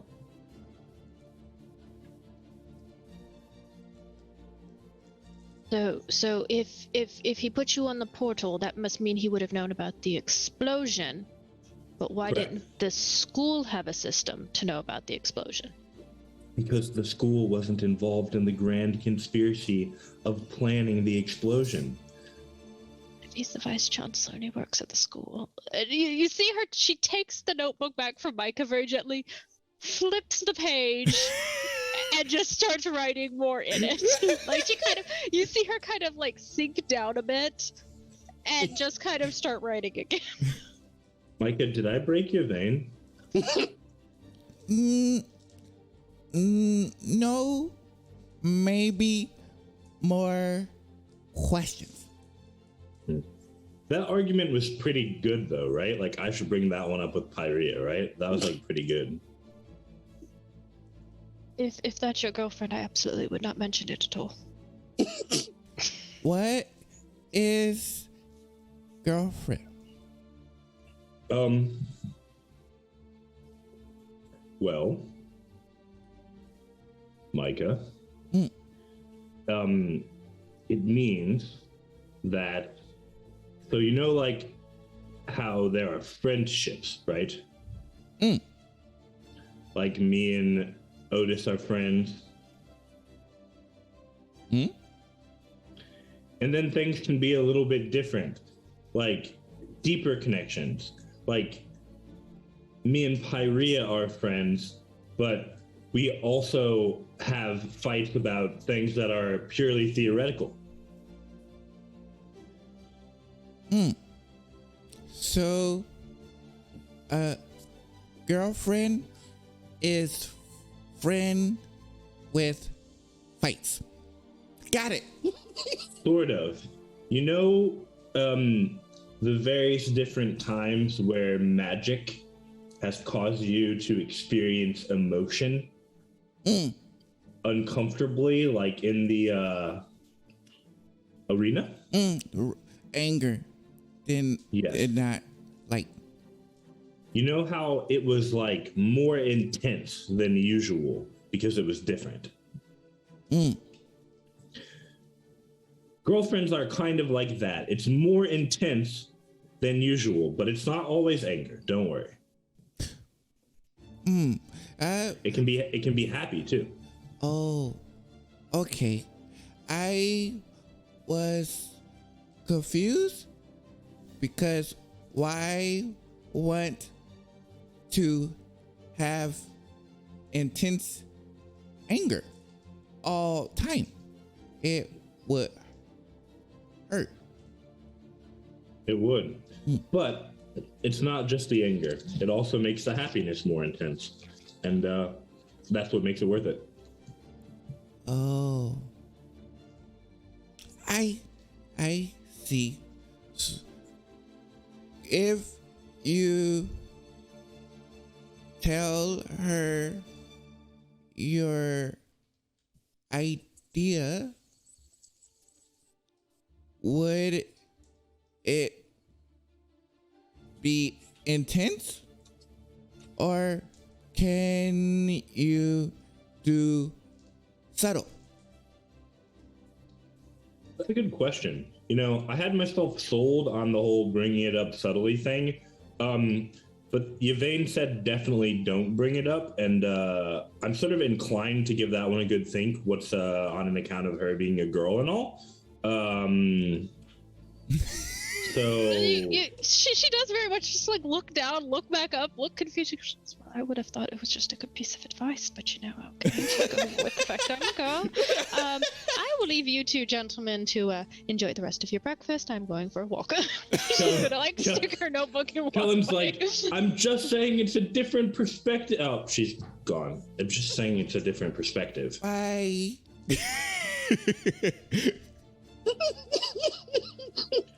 Well, I'm going to go finish working on this box in my room before I put my foot in my mouth again and somehow manage to offend you, Micah, despite you being one of the closest friends that I've ever known. See you guys later. Oh, okay. We take care. And they pause, and inside their mind, they're thinking to themselves, girlfriends are hard. Like, why would you want something like this? But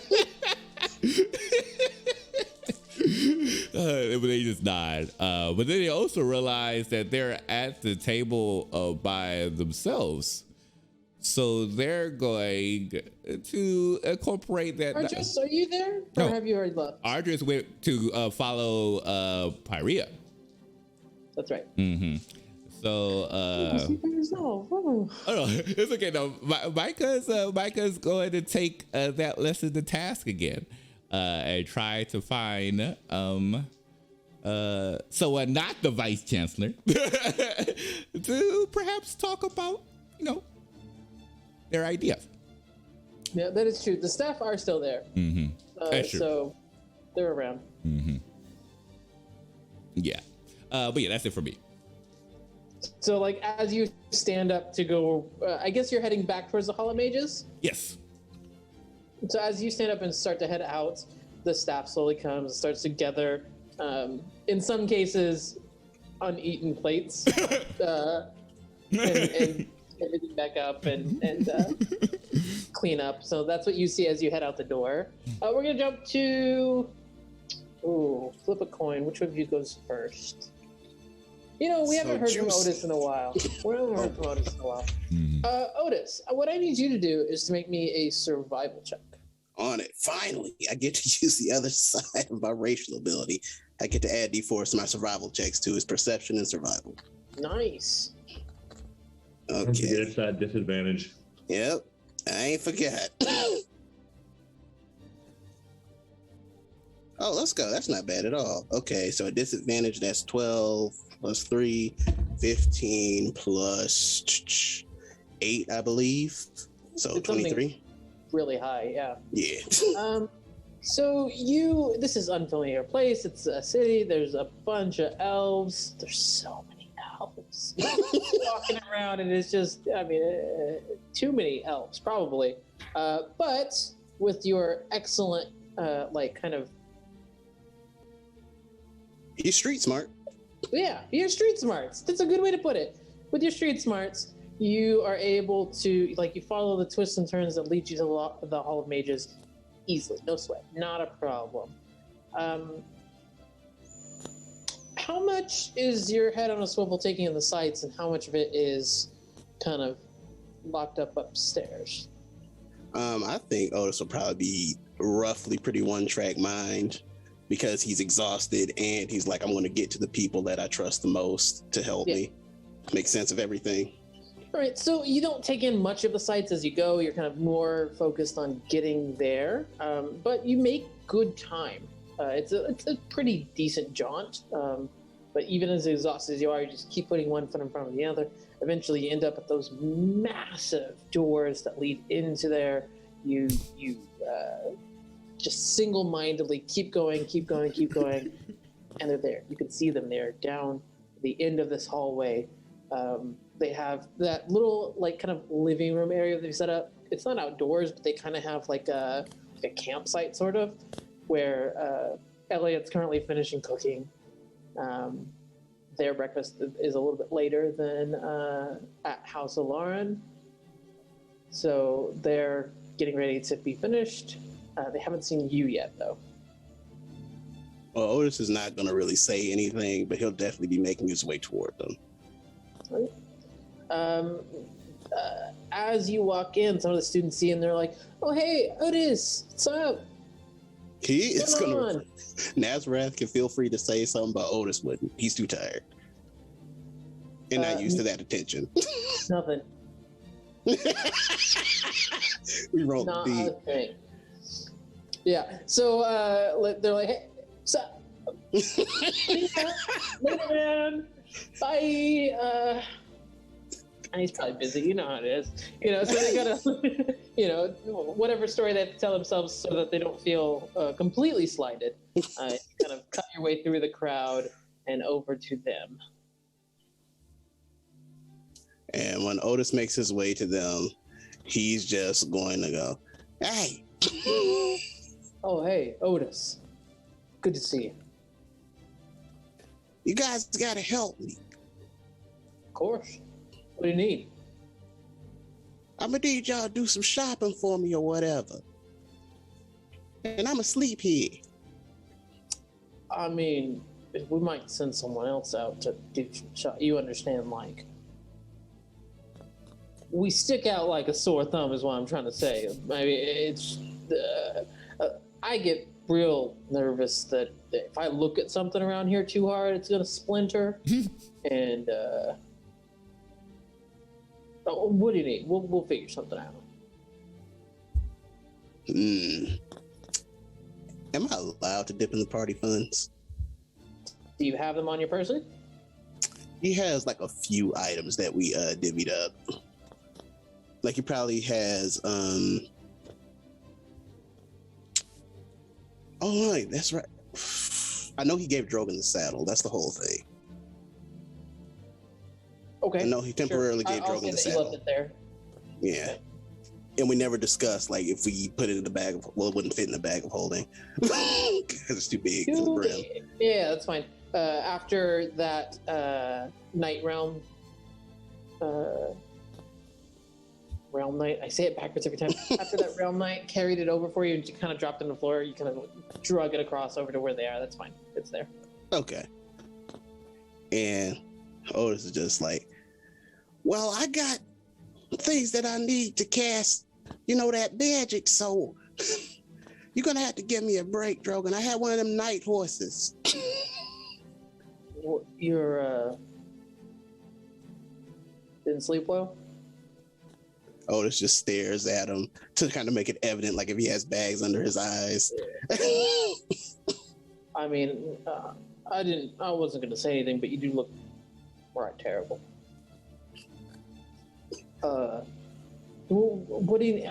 Honestly, how about you just take a nap, and when you wake up, we'll get you sorted. And Otis will go to sleep. I am attempting a long rest. That'll be 8 hours. I'm gonna stop you though. Yeah. So you have successfully jugged yourself halfway across the place and bedded down with the 2 people you trust most watching your back while you do so. And Nazareth just nestles in with you and also seems to be nesting. Yeah, so that'll be it for Otis, at least for now. Your cat does not like what I did. Maybe you just won't break, because I think Kira had to take him off, and yeah, the cat is not happy with me.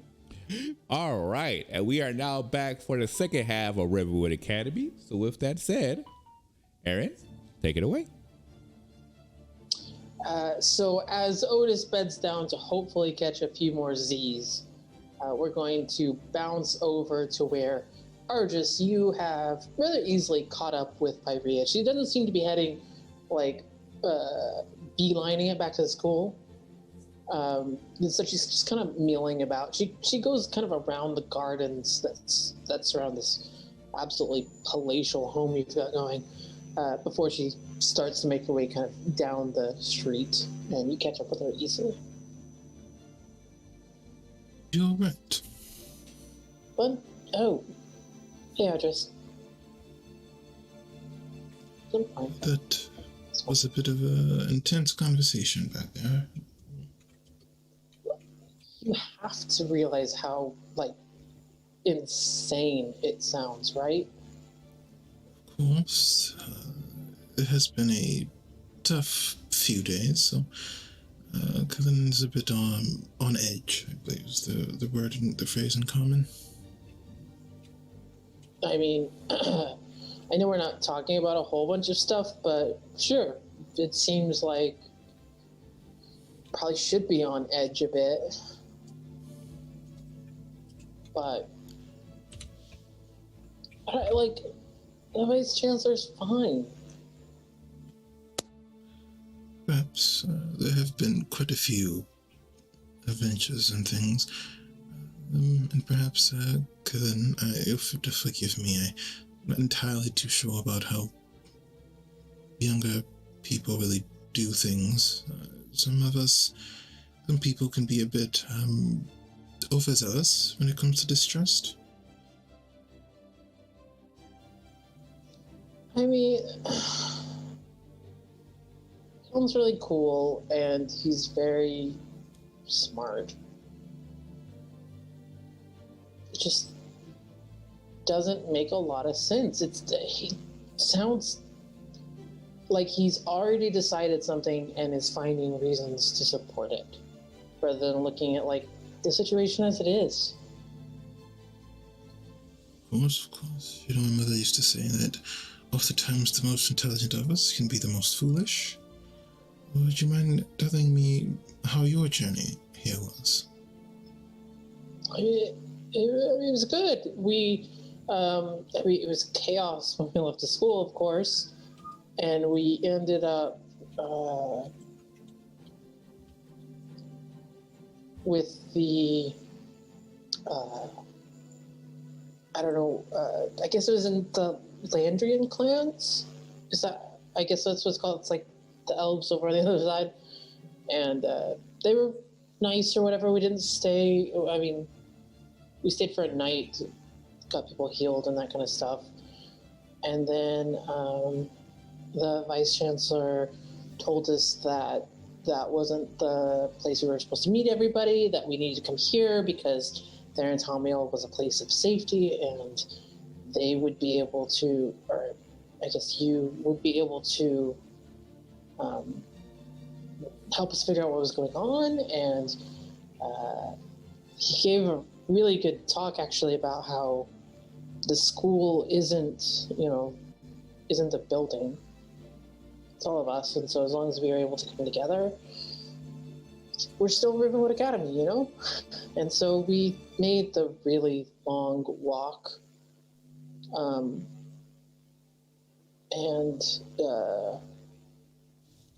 He was really good at keeping everyone's spirits up, even though it was a really difficult time and everyone was freaking out. And he got us here where we needed to be. He listened when I talked to him and had some really good advice, and I don't have a reason to not trust him. And he's one of the people who is supposed to look out for us. That's all I've seen him do. Sounds like you all were in good hands together. Was it only the Vice Chancellor and you all, or the other professors? Drogon and Elliot were with us. I don't know, I guess half or roughly half of the students went on the other circle. I don't know where they went. I assume they took some teachers with them, although I don't really know who was left. The healer came with us, but didn't make it. That is critical. We'll have to ensure that they receive a just and proper send-off. Is there anything strange about where you were? There were a number of odd creatures where we landed. No, I mean I haven't seen any odd creatures. They set up watches when we camped at night, mostly just we were on that main road, so not so much in the wilderness or anything, but no. Well, there was, where were we? I'm so bad at geography. What's the name of the one that's in the way that she describes it? You know that she's talking about Voltaine. Voltaine, perhaps? Yeah. The road went through this really weird kind of area. It was like a whole bunch of, it was rocky, but planned, lots of sand and stuff, but there were these really old structures that were built out of these massive stone bricks, I guess you'd call them. I don't know. It was a little creepy sometimes. We kind of tried to go through that part as quick as we could. I haven't noticed anything. So. Well, that's good to know anyway. I'm glad that you all were safe. Is there anything that you need? I mean, I could use a lot of information and some time to process it, and some people not disappearing on me. That's what I can use. Well, I can assure you that there is plenty of information. As long as you aren't interested in anything that would be confidential, of course, then I would have no problem sharing it with you. I will do what I can to ensure that no one goes missing, although some people have a habit of wandering off, as I'm sure you have noticed, but I can assure you that I, in my house, will do what we can to make sure that everyone is cared for and taken care of.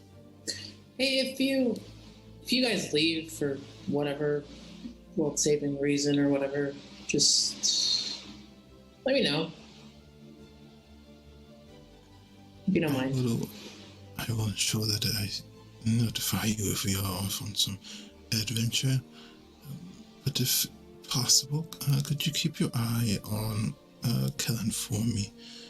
It appears that they don't entirely like me, which I suppose makes sense.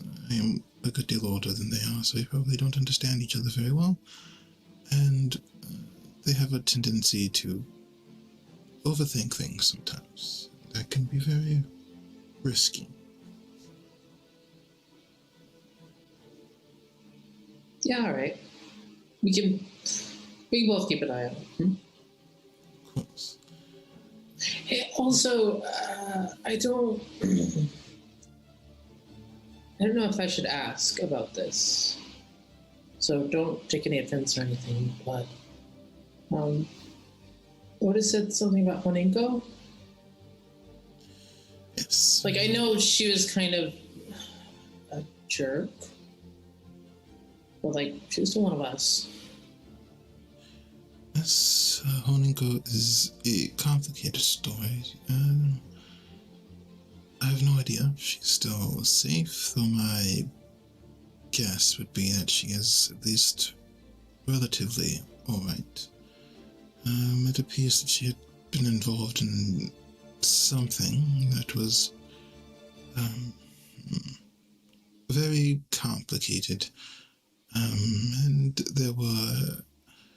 Well, I am not someone who is very good at beating around the bush, as they say in common. There were an attempt on our lives, and including the young, well, all of them, to be honest. And she was caught up in an attempt by myself to keep everyone safe, and she most likely sustained several intense burns. However, it appears that she was useful to...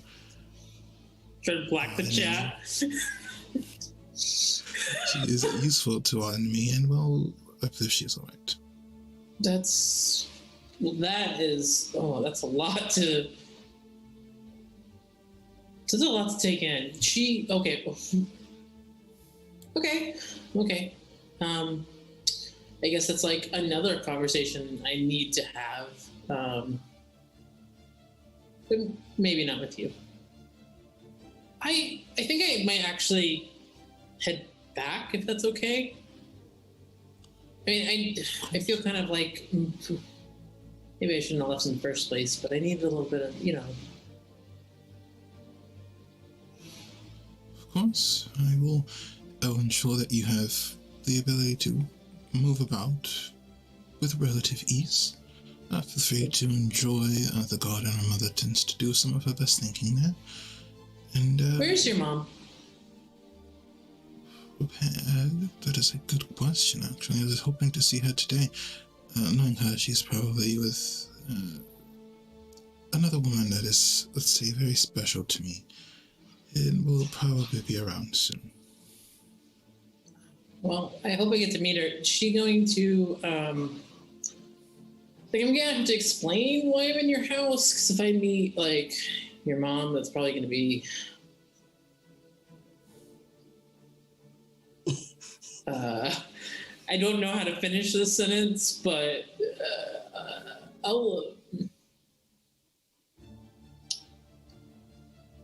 an experience? I can assure you she won't assume that there's anything odd going on. For several reasons, not limited to the fact that I am like 4 or 5 times your age, I believe. Oh, that was not what well, then now that you mention it. Okay,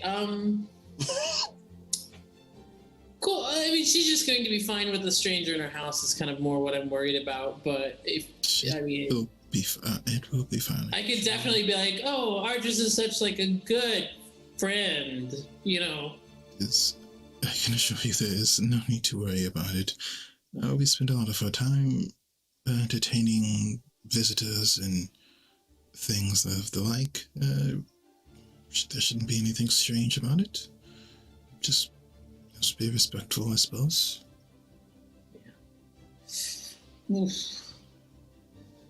Yeah. definitely have a great idea of how to be super respectful here.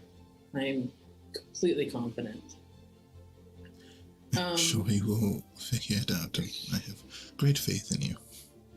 Oh, thanks, Idris. Where are you going? Are you coming back, or? I will walk with you back, but I believe there are a few things that will demand my attention, especially with my father gone.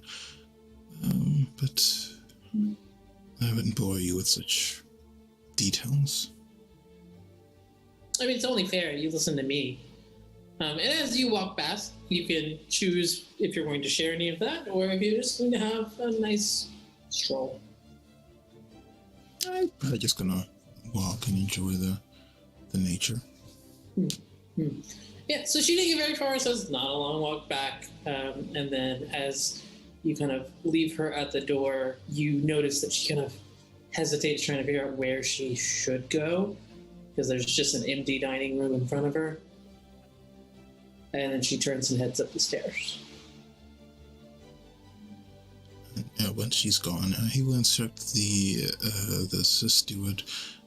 Do me a favor and keep an eye on pretty much everyone who comes and goes. I am concerned that there are some very interesting events occurring. Of course, sir. I'm sure the staff is safe as well. You all did quite a good job today, even if our guests weren't the most, let's say, understanding. I'm very proud of you. I am absolutely honored. Would you say keep the staff safe? I am concerned that there are people who wish to do harm to some of us, and I would greatly appreciate it if everyone is at least accounted for, generally. No need to have anyone followed or anything, but just ensure that people, if there's anyone acting strangely, it's noticed and everyone has everything they need. You know, that kind of thing. As you say, I'm concerned people mean to do us harm. You see that his demeanor shifts quite a bit. He stands up a lot taller. He's looking a lot shrewder around as he's kind of taking an internal inventory. And as he kind of mentally runs through his little checklist, he goes, actually, so there was one thing I wanted to bring up. I wasn't sure if now was a good time. Yes. Your mother has been, when Lord Alarin decided to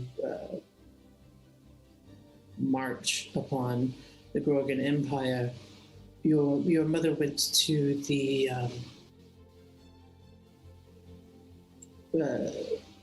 homestead in the north. And you can tell he's trying to be pretty circumspect about what he's saying.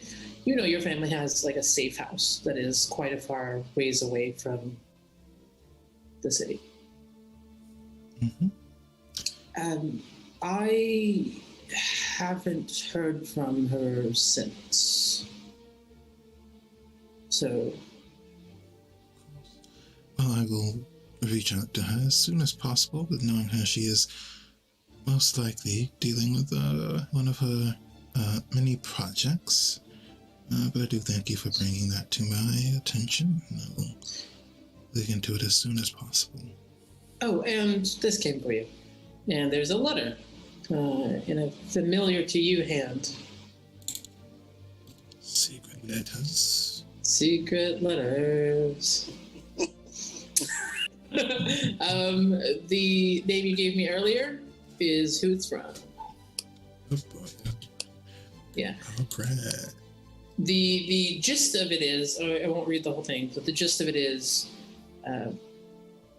I've received word that you're around, that you're in town.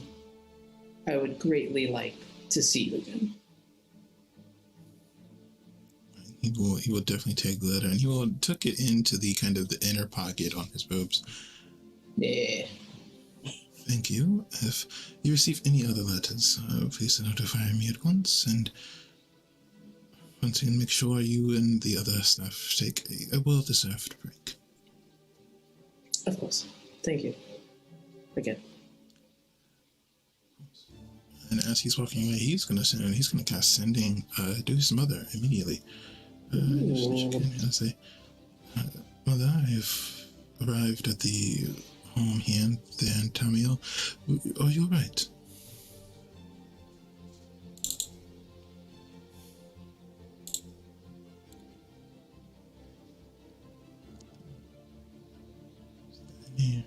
There's no response from the message. This is not very good at all. And he will also cast sending to the. We'll keep this person a mystery for now. And I have received your letter. I would love to meet with you as soon as possible. I am at the home now, if you'd like. I believe that's less than 25 words, I think. Yeah. Somewhere in that range. You get an immediate response. That is, I am so happy to hear from you. I am happy to call upon you there, or you know where I am. I hope to see you soon.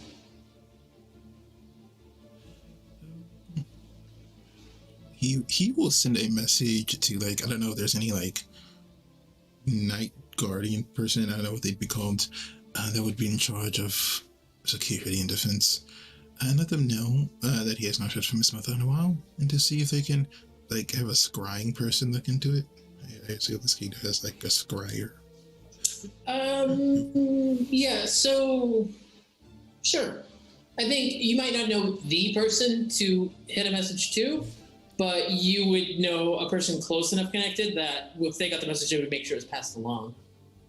So you just kind of get a nod. Oh, I see. Of course. I'll handle it. And that goes on. Excellent. And then where are you walking to? I will go and see a mystery person for now. Ah, wonderful. Excellent. It's a fair bit of a jaunt. It's in the same, like, district that you're in, but the clear opposite side. So you'll be walking for a little bit. While you are walking, we're gonna bounce back to Kellen.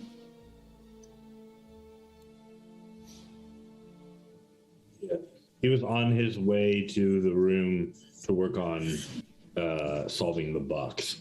You have made it to your room. Huh. Because of time shenanigans, they're mid-conversation right now. Okay. Is the door closed to his room? Did you leave it open or closed? I left it open. It is still open. Okay. Then he would just walk inside and head towards the desk. Okay. There is a beautiful, like, writing desk that is near the fireplace in this very nice room. Does it have my back to the door? It does, but there's also a large window to the right-hand side of the desk that you can see out towards the garden.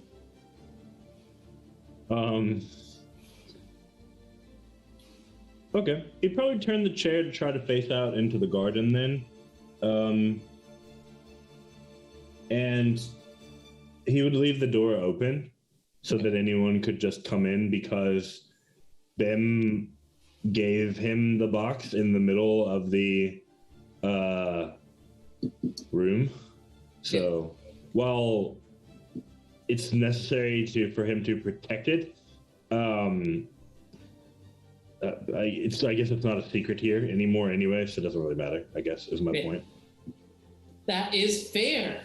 So as we bust out this box, tell me, what do you want to start with?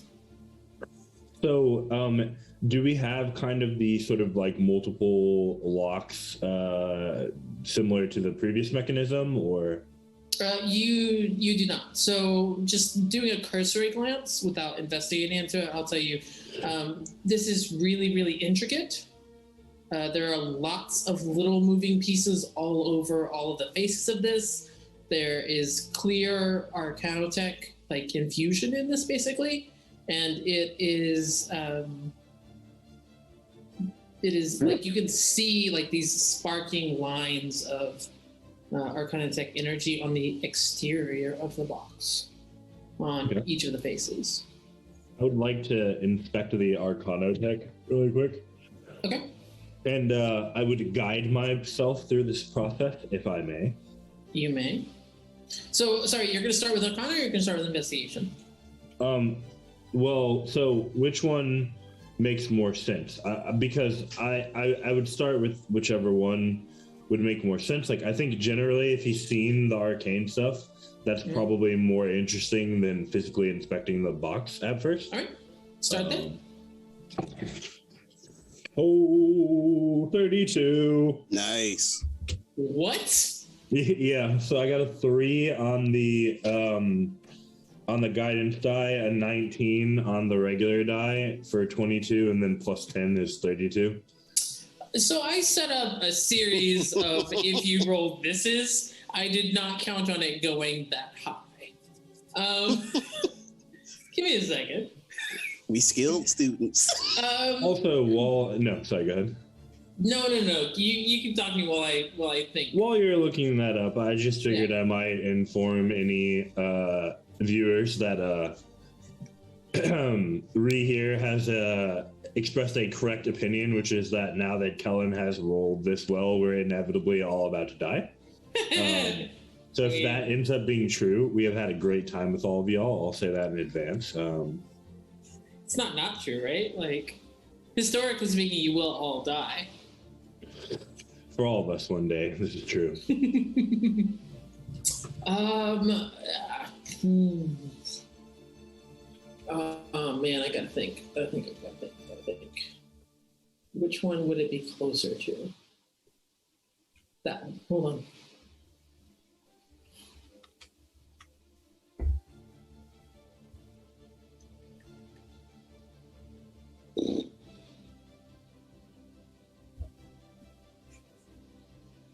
Ooh, okay. As you are looking at this, you immediately pick up this thread of energy, and you can tell it's not immediately obvious when you first look at it because of kind of the way that it arcs. But you take it and you're looking at it and you're like, oh, it's so cool. You can see it comes through, it goes through. You know, if you hold it back at a distance a ways, the sum of it seems to be like a glyph. And you trace it, and as you trace it, you can tell each of these sides, it's like a glyph that has been folded into a cube shape, sort of around it. It is the coolest thing I've ever seen. I need to show this to Argis later. Yeah, I mean, it's pretty awesome because the idea of folding glyphs is a new idea to you. Like, generally you think like you inscribe a glyph on a flat surface of some sort, and this is a different way to manipulate something that you didn't think could be manipulated before now. So you're looking at it and you're like, you start in your mind kind of mentally mapping how this would unfold. And it takes you a couple times to figure out which face is kind of up, as it were. But as you do, you realize this is really strong, really intricate magic. Your knowledge of glyphs is that they require a trigger of some sort. And you rolled a 32. Like, I'm not going to make you roll a separate investigation check on this. You're looking at it, you're looking at these kind of, like, it's got like kind of gears within gears that are set into different layers as you're looking inward. Like, you'll see like a tiny little hole in the outermost face of it, and you'll look, and behind it you can see that it's just increasingly complex the further inside you go. And as you're looking at it, you finally find there's this one corner that what looks to be kind of where all of these pieces come together, it looks like it moves, like it will swivel. Just it's this tiny bit of that one corner that looks like it will swivel. And as you're piecing together in your brain where all the glyph would unfold, that looks like it would be in the bottom right-hand corner of the completed cliff. So, perhaps, if one were to start, that might be a good place to begin manipulating the box. Yeah, you think without knowing what the trigger is already, like, you imagine there's probably a way to skip a step, you know what I mean? Mm-hmm. If you already know the trigger, you can just put the password in. But if you don't know it, this is how you would start to unravel it, I guess. So he's kind of like looking at it for a little bit, deciding like, is now in the middle of one of Ardris's treasured cities at his family home. Is this where I want to start messing with this glyph and begin unraveling it? Like he's having that sort of mental quandary. You stare at it for a bit. You're deeply focused in this right now. The 32, kind of the trade-off for being that good is you're in it. You know what I mean? Like, you are focused on this thing. Which is why the tap on your shoulder probably scares the ghost out of you. And you kind So of... the initial reaction is the other hand goes on to the box, gripping it tightly into his hands, and then he will look at. Harriet? Oh. Hi. Hey, bad time? No, it's okay. What is Do that?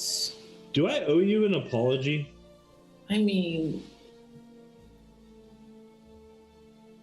No.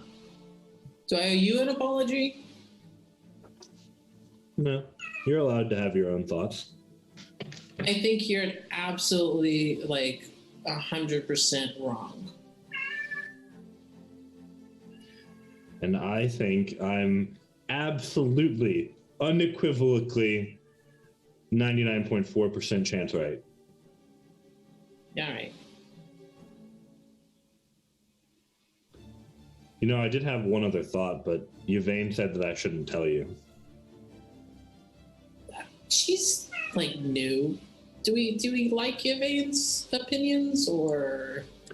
Well, I said, I think that I should probably consider her perspective, given on how we're talking about my relationship with a girl, and she is a girl, and that offended her. And that's when I realized there are two types of people, because that would not offend everyone. But now I see how it could offend some people. Right. So what you're telling me is, you don't know, or... Yes. Okay.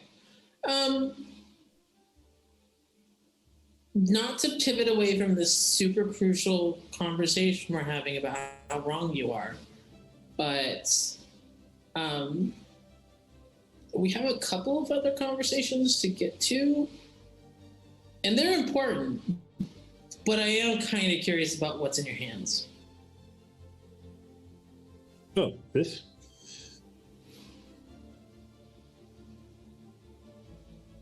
You're not a wizard, right?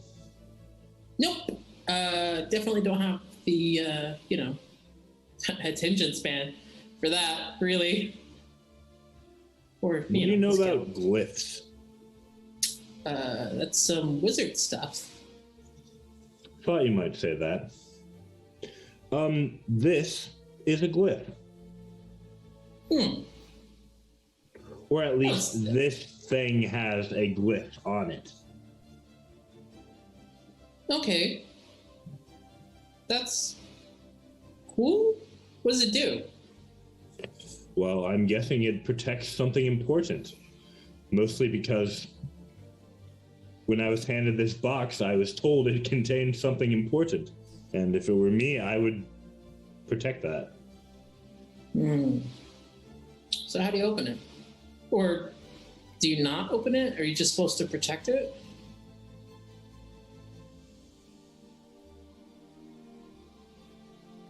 I'm not sure.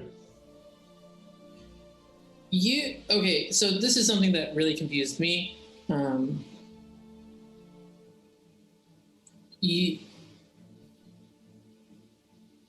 right, so you know how you told me that the old guy was you?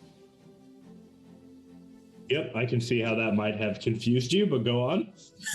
Okay, so that's just question number one right there, right? Like that's the question. But also, I'm trying to remember which part of the conversation Prairie was there to hear, and I don't think she was there to hear that part. I don't like if you have a you that is old. Wouldn't the you that's old know stuff, do stuff? I guess what I'm asking is why isn't old you here?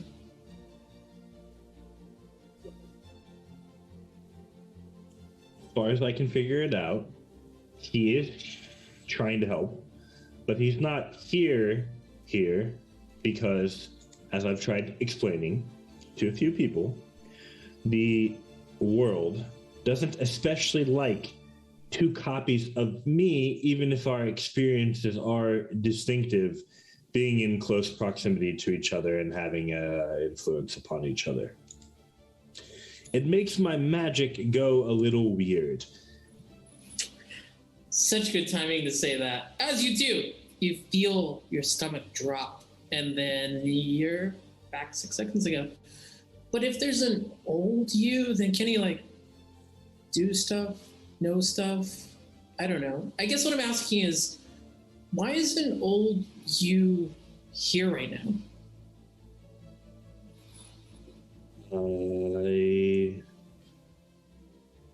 Maybe he is, and he like starts actually like holding this thing in his hand, no longer making eye contact with his girlfriend. He's like searching in the room.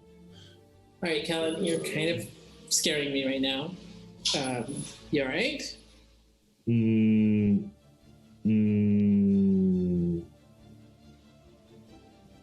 Yes. And at that moment, he lied to his girlfriend. Would you like me to roll a deception? I would love a deception check. Now that I rolled that 19 on Arcana, I'm gonna roll like a 3. I can just feel it coming. Not quite, but not the best. Let me get you the total. 13.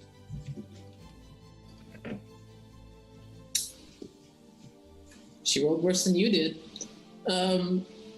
All right. Well, I mean, if you're all right, I guess just you have a thing that you don't understand how it works, but you also have a you that might understand how it works, right? It's possible. You've seen the SpongeBob meme where he stealths and he's just hiding behind the cactus, sort of. It was like that. I just whatever. Let's just tell me more about the thing.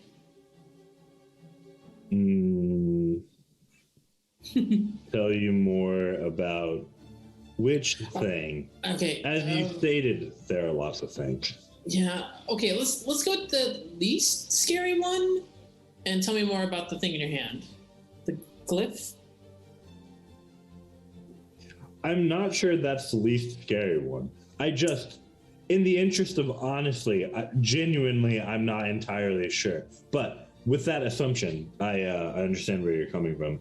Right, so this is a glyph that has somehow, which to my knowledge, obviously being great but imperfect, shouldn't be possible, has been wrapped around this box thingy, and I assume is some sort of enchantment to protect whatever is inside.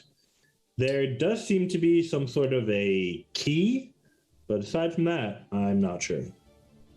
You're explaining this, you're shifting around, and as you do, you catch just out of the corner of your eye, there's this flicker. And you're turning the faces, kind of looking at the different sides, and it's on the back face, and it's gone by the time you turned it. But something on the box has moved or changed. Can I get like an insight check or something like that to determine if Kellen can put the puzzle pieces together that maybe something has changed when the singularity happened? Ooh. Yeah. If If he had thoroughly inspected it beforehand, I would assume with keen mind, he might notice if that was different from before and try to make a connection there. If you don't think Kellen could do it, that's completely fair, but that is my out-of-character suspicion on what has happened. I'm completely fine with rolling. I'm just not sure what to roll.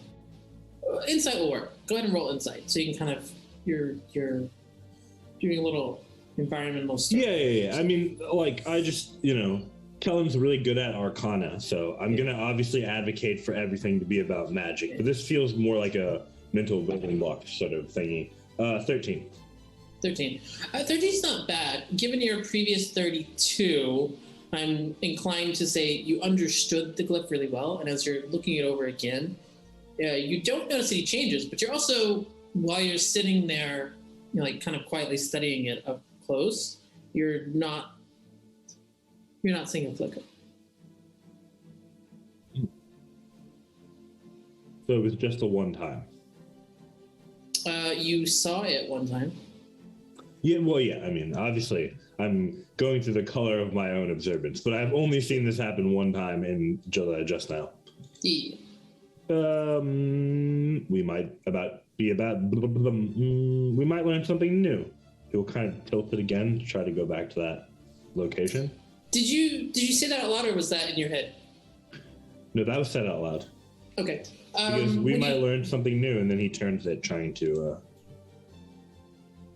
You again see this flash. This time on the face that's facing you, and you can see it lights while you're speaking and stops when you stop speaking. It was still coalescing, so you didn't quite see what it said or depicted, but it was responding to your voice. He sets the box down on the table, still keeping his hand on it, but then he leans over to whisper into Pyria's ear, kind of like the... Yeah, what's up? When I said there was some sort of password that might get you into it, I think it's a literal password. Oh, that sucks. I know. Unless...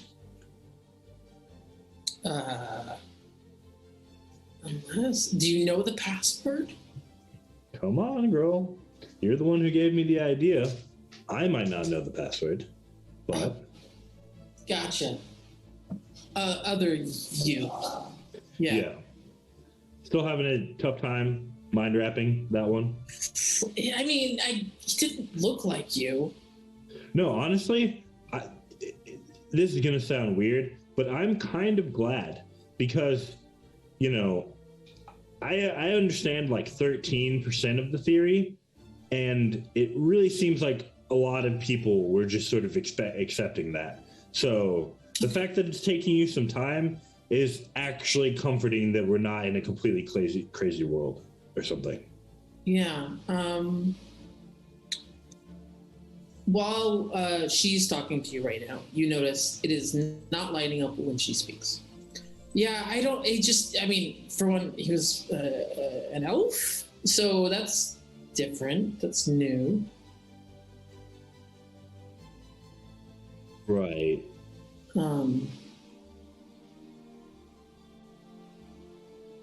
Yeah, I guess that's another conversation. You owe me quite a few conversations.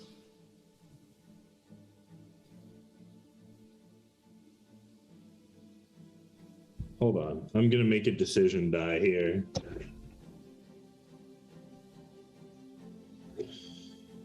Cullen's going to go. The bad decision die was real low, like natural 1 low. Cullen's going to go, oh, yeah, I should tell you about that. It's kind of funny. if you weren't dating me, I'd think that you're mining me for information and then try to play it off while actually trying to observe her reaction. You do know you sound insane, like just absolutely crazy. I was going to just like kind of put off the whole discussion about your like conspiracy theory concerning all of the people we already know and trust, and now like I would be offended, except I'm super scared for your like general health and safety right now.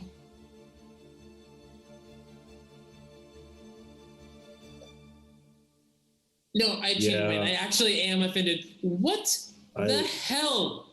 I was worried you might say something like that. See, here's the problem.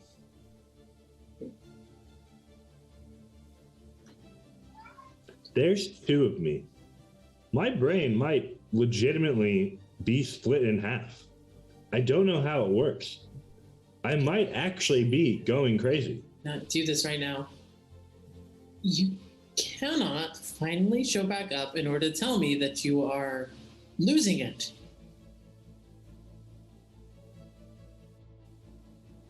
Do you want to start over? Yeah? Cool. So, the other me looked like an elf. Yeah. Because, by the way, you didn't ask me for any roles. Is that because there's nothing that Kellen will be able to pick up on from that situation? So far, nothing. Okay, because he was specifically looking for the reaction to the like idea that she might be spying on him. Sure, if we can quantify it, go ahead and make a roll for me. Well, if you just don't think that he would be able to know, that's like also fine. Or like I'm just give me a roll. We'll see where it goes. I'm just asking. It's getting real up in here. 20, dirty. Otis is having a lovely nap. It's not lovely. I rolled for you. I'm so sorry. Dirty 20. She seems genuinely scared and concerned and a little bit hurt. She does not appear to be hiding anything from me. Okay, cool. So he would say, yeah, so Jorhan. Oh God, you just accused me of being insane, and now I'm about to sound even more like a crazy person. Jorhan is my alter ego. Who? Yeah, he's gonna put the box into the bag of holding. Okay. I am out of character aware of the fact that this is potentially a bad idea, depending on how the box works. I do not believe that Kellen has any suspicion in character to think that unless you do. Okay. Okay, you put it in the bag of holding. And then he pulls out his disguise kit and starts in front of her, slowly doing the required manipulations to turn himself into Jorhan. Is this really necessary? Is that makeup? What are you... I am so confused. I am from a village of assassins. And again, I know that you just accused me of being crazy, but this is actually true. Oh, I have no idea what you want me to say at this point. You wanted to know. Okay, so you are an assassin who has like what, a double, and now a literal double. Yes.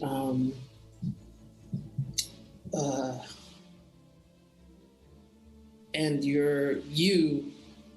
the other you, looked like this because you're an assassin, and he came to visit me. I need to sit down. And she just like lands on the ground next to the bed and like leans against the bed.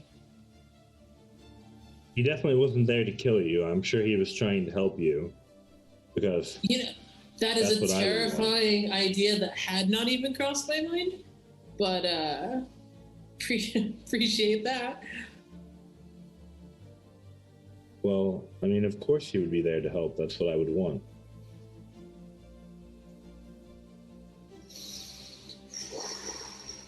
All right, I know where it's just a psychotic break, or maybe I'm the one who's losing my entire mind. Not you. It's fine. Every single day, your boyfriend comes up and says, "Yeah, I'm actually an assassin, and I was actually time traveling me, and also." Okay. You wanna?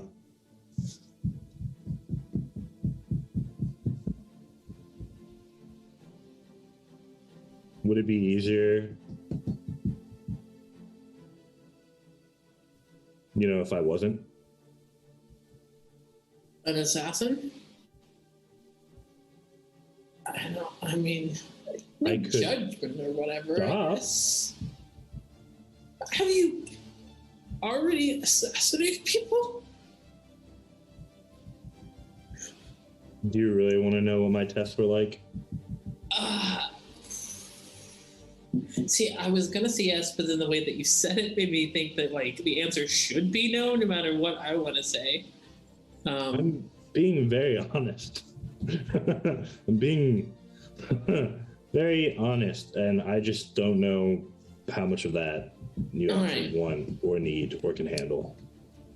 Yeah, it's a super fair question. Super fair question. I am also not sure.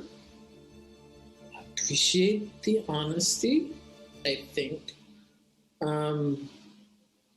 This was not the conversation I was kind of gearing myself up to have. Well, like, to be fair, I didn't really know what the conversation was that I was gearing myself up to have, but I thought, like, we'd be talking about how terrible it was that you were in danger and kind of just, we traveled to get here and.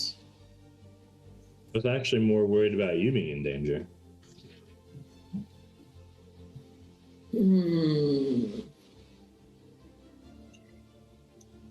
No, it's fine. If the assassin's worried about you, sure, it's fine.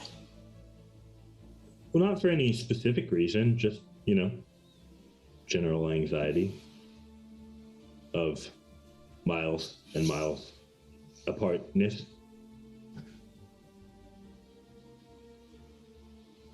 Okay. Okay.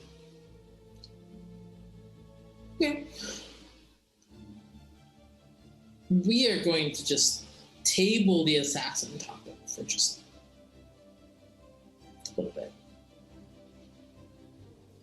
Would it make you feel better if I never killed anyone without your permission? He says, making it sound clearly like a joke. Oh man. One thing that would help is if you looked like you. That would be really good.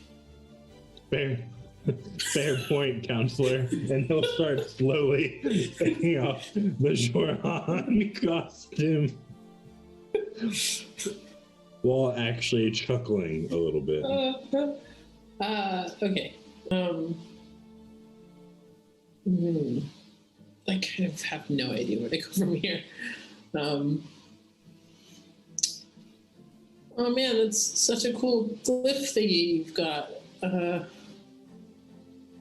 Yeah. Yeah, it is. I tell you what, promise me one thing.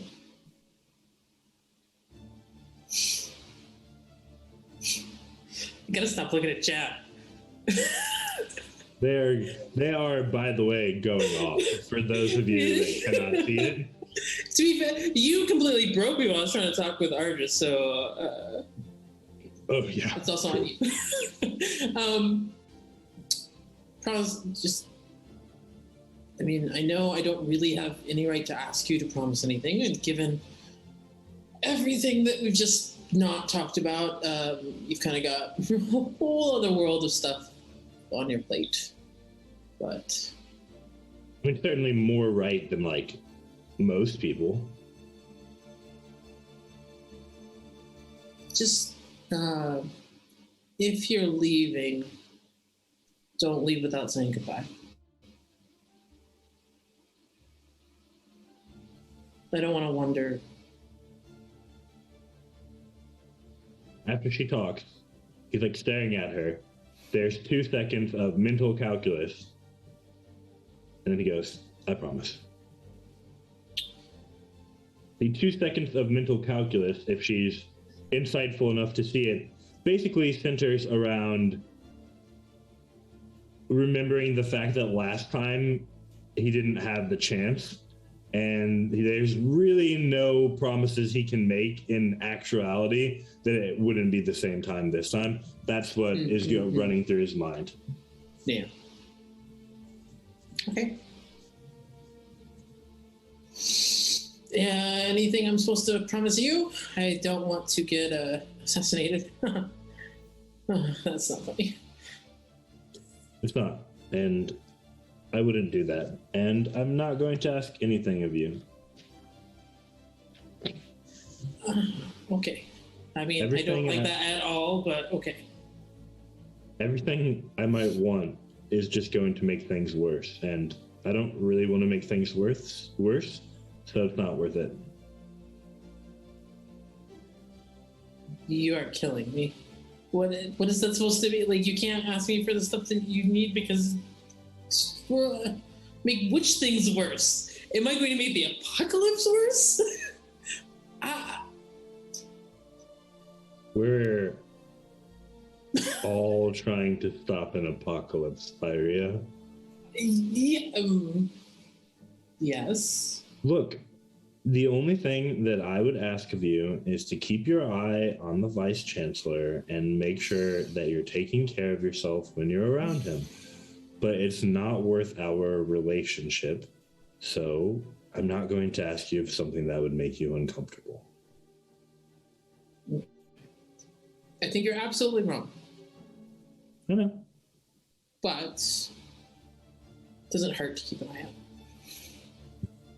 Next time you see OK, as we've been calling him, you can ask him about it. You know, the other me, we call him OK for knees. Oh, that's maybe tragic. I'm not sure. Like, because it kind of implies that you're not okay.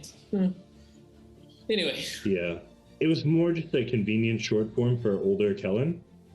But that makes more sense. Now I have to confront that little bit of existential dread. So I guess fair play there on a about. Are you both you, or is like one of you like? I don't know if I can explain that question. Is he the same you or another you? You know, actually, I've been trying to figure that out. Right? The thing that I can't seem to get about the timeline is things are definitely happening differently, but there's so much stuff to try to process. I actually can't figure out if we're headed for the same outcomes through different means before we can actually change anything. Not what you were asking. Not what you were asking. Right. No. He's... But I'm interested, I think. In the other stuff, too. So, hold on. I mean, if you wanted to talk about it. Cool. Yeah, I just sort of can't figure it out because some of the stuff is like it's definitely happening differently, but some of the events seem like they're the same, just happening at different times. And so it sort of, you know, makes me wonder how much control we actually have, you know? Like, yeah. The same events might be coming in different ways, whatever we try to do. So, do you know what OK did next?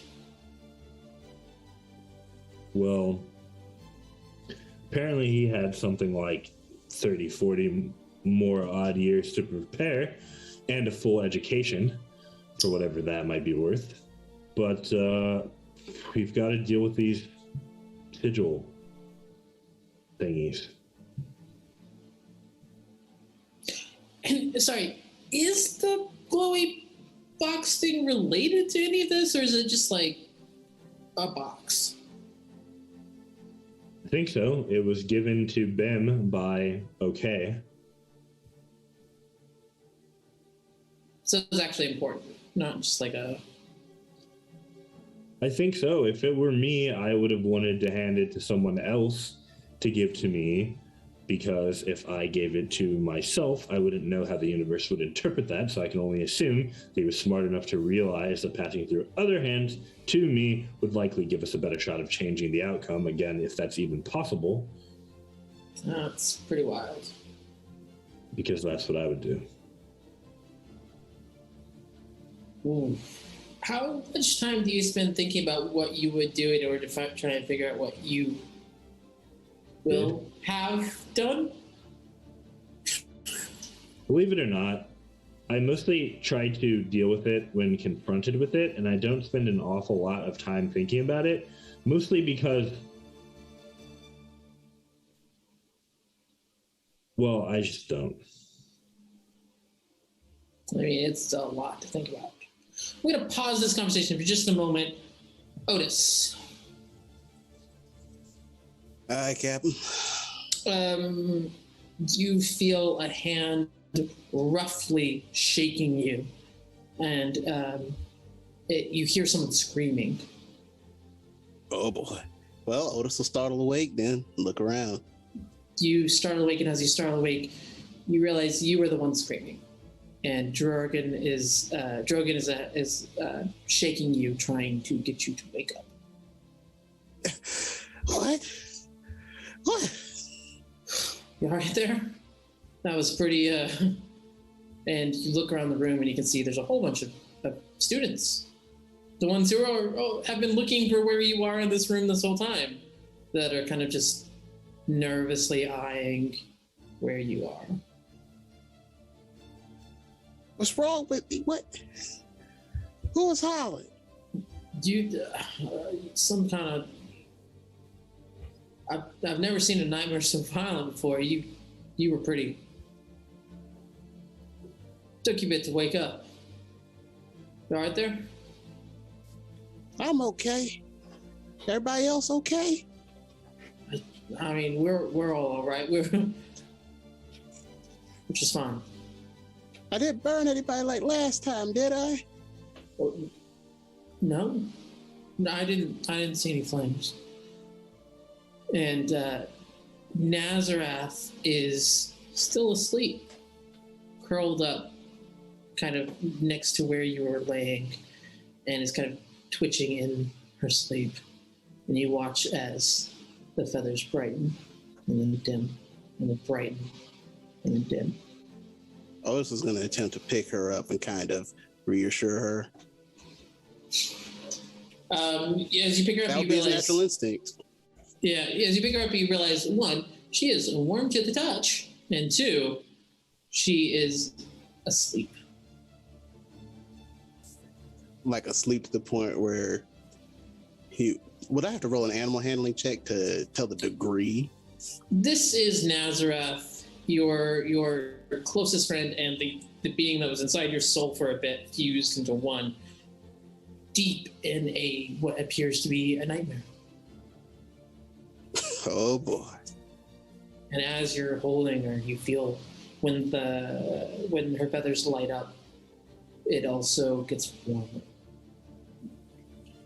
I think she's gonna blow. Everybody, you gotta get out of here. Like, Otis is thinking about when he has nightmares, and based on his experience with his nightmares and what Nazarath potentially is and is capable of, he's like, let me get her out of here. What? Otis, what's going on? And Elliot stands up from where he was a little bit further away from you, and is like, all right, everyone, and starts trying to back people away from the corner that y'all were in. And so they start crowding against the opposite wall, a little further down this large room. And Jorgen's like, listen, I don't know what's going on, but we'll figure it out. Explain it to me. The But you gotta keep your distance from me. I want you to get hate. I'm absolutely not leaving you. What's going on? All right. But I had nightmares before. Things burn up real bad. And Right. Nazareth can do this thing where she bursts into flames now. So if she does the thing that I do, it could go real bad. He goes, okay. All right, so we've just gotta get y'all somewhere. And he reaches out to put a hand on you, and as he does, there is this surge of flame as Nazareth, in her sleep, fiery teleports you. And so this That's about shock wave of flame comes out, and you are both, how far can we go, 10 feet? Yeah, 10 feet. You are both 10 feet closer to the door. Nazareth does not appear to awake doing this, to awaken doing this. And Drogon is teleported with you. Did anyone else in the room take damage? Is he at a vantage point where he can see? Okay.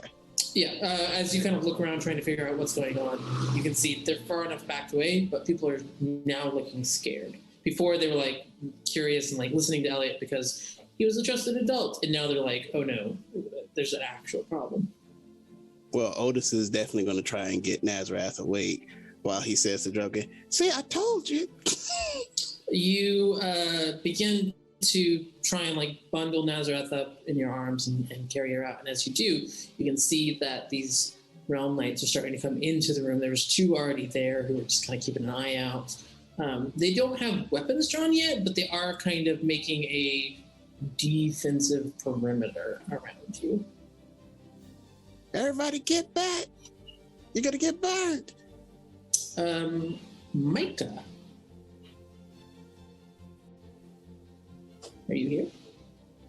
You were also heading towards the Hall of Mages to look for someone that you could speak to.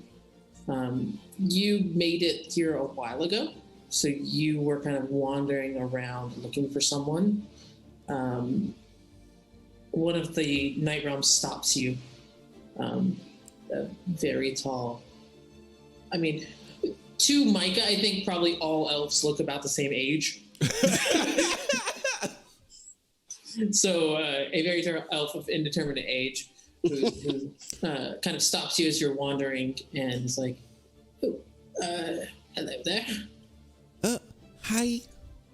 Where are you going? Do you have a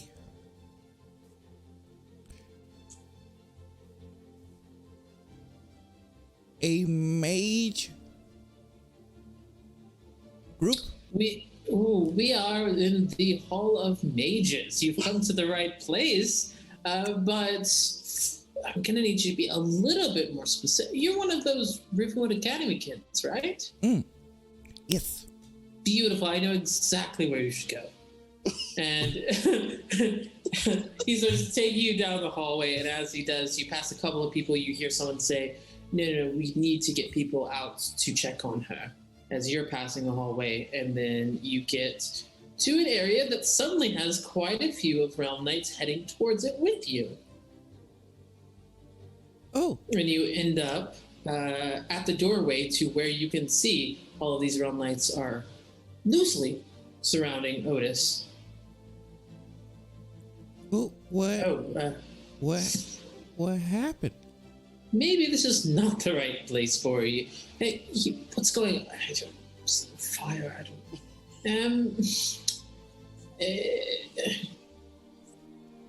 you, with the hat. What? What are you doing? Trying to make sure everybody doesn't get hurt.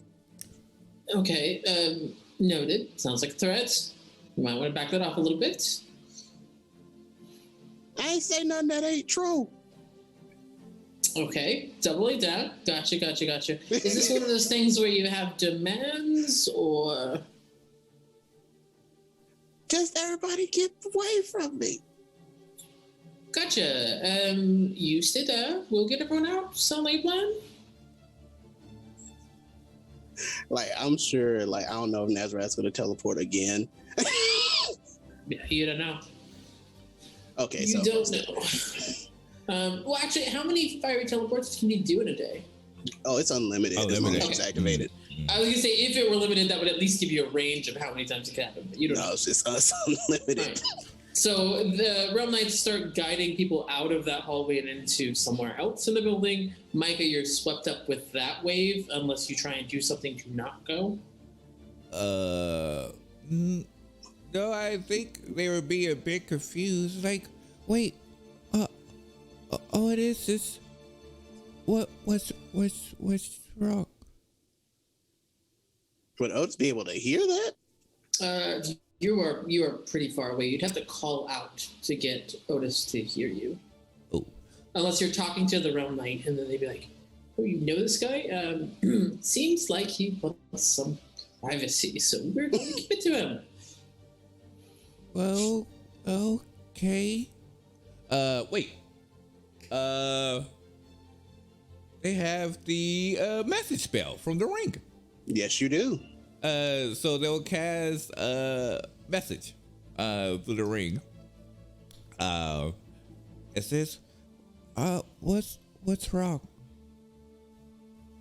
Nazareth, something's wrong. Won't wake up.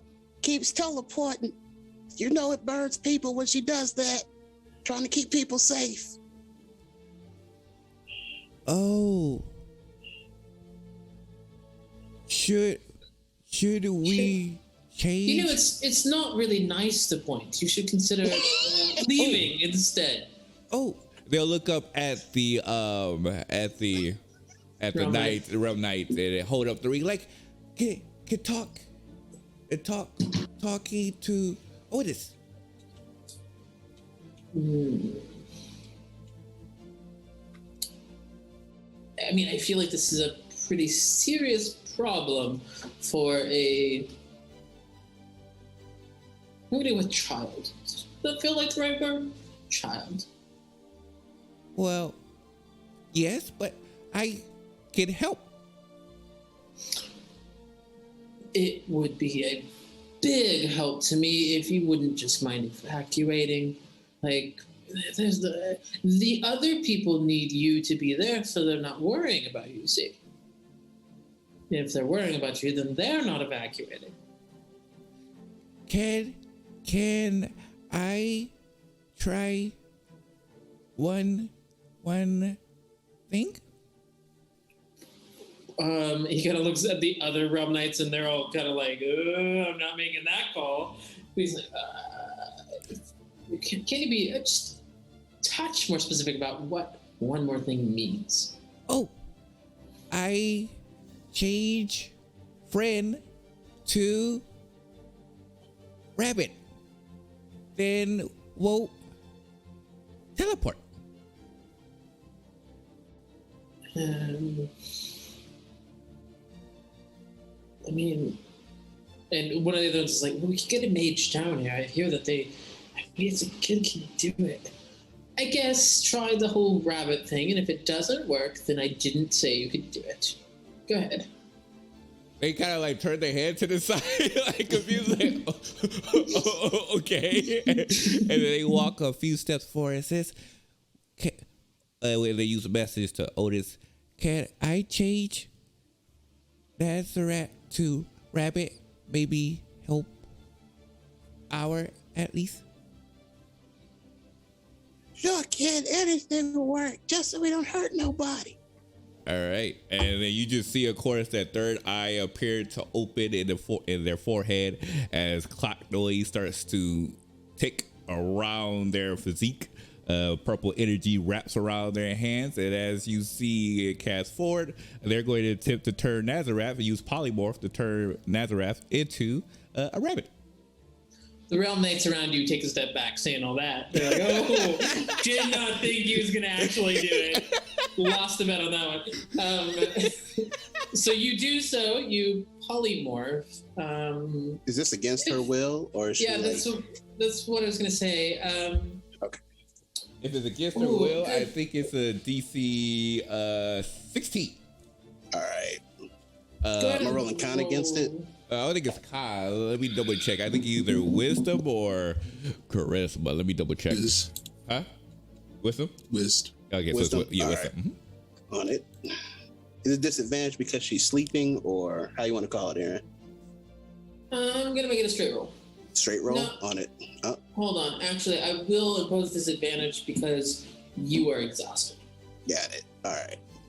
She's enough part of you that is going to carry over. You are so lucky you called that, because I rolled a 19 and a natural 1. You are so lucky you called that. All right. It successfully takes place, and where our lovely little raven was, there is now this black furred, cute little bunny. Okay, now I go. Hopefully, help. Well, you already helped. Oh, can Otis hear that now? But that was the message. But Oh, you're doing it through message. mhm. We already helped, kid. I just don't know what's wrong with her. I mean, I had a night horse. But I don't know why she would.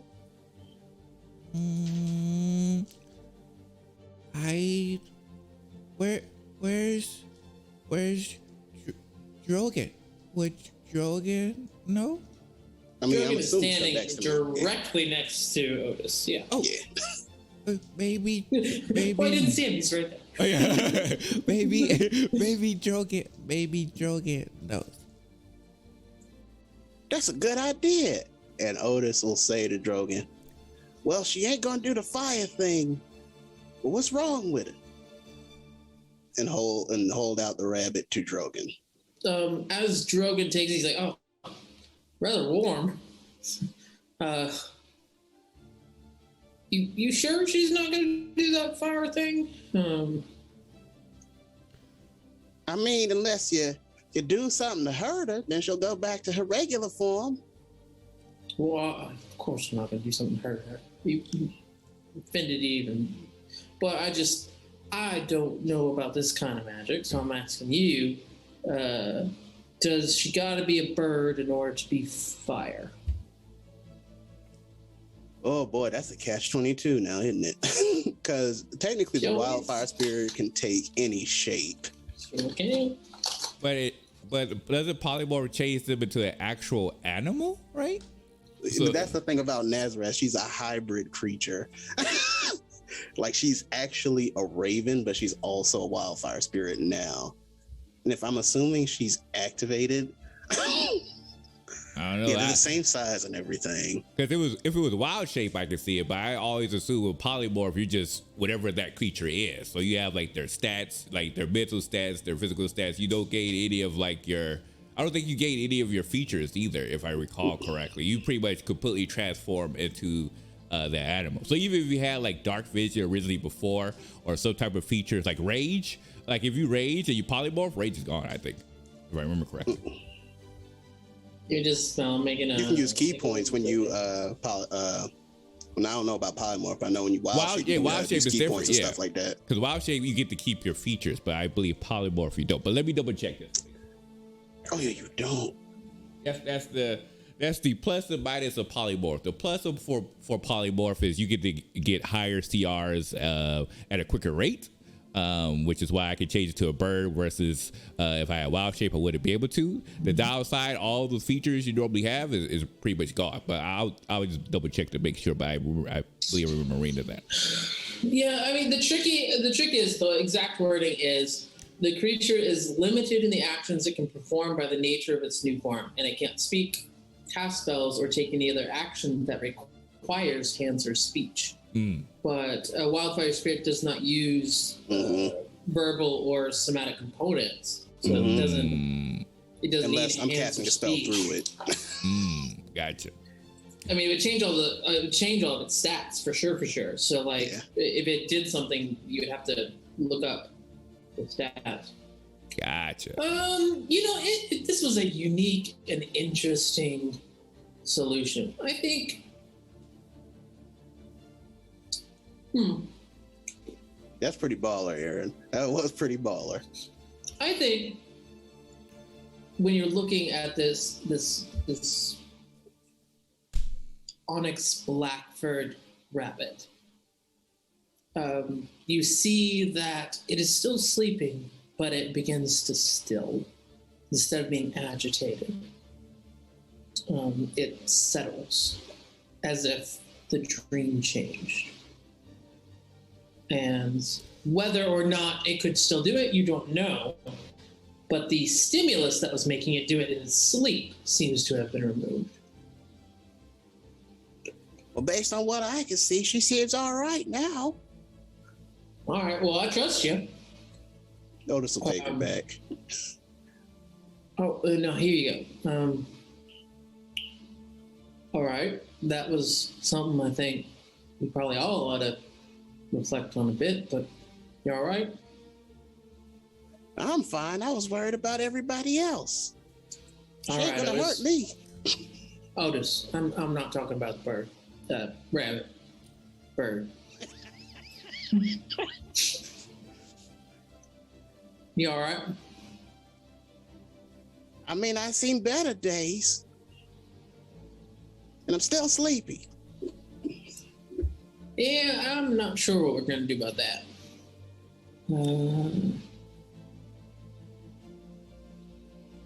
Maybe this isn't the best place to try and grab a nap. Oh yeah, and I told everybody, I told Mary and Kellen about my story. Wanted to tell the kid too, but they was going through something of their own. Well, I'm glad you opened up, but I do think that's probably related to the thing at hand. Where'd you stay yesterday? Last night, I mean. Aldrich's house or whatever. You reckon he let you back in there? Do I have to go back? I'm not gonna force you to go anywhere. But if you are going back, I'll walk up there with you. All right. Otis will kind of give up because he's tired. You don't got it.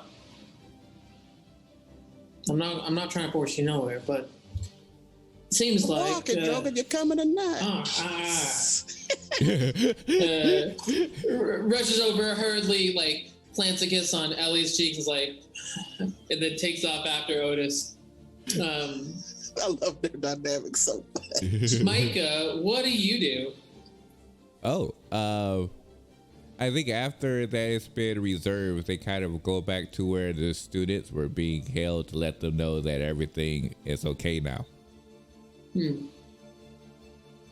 Yeah, they start like bringing everything back in to be like, all right, false alarm, or I guess not false alarm, but handled alarm. Anyway. Okay. Right. So, Mage.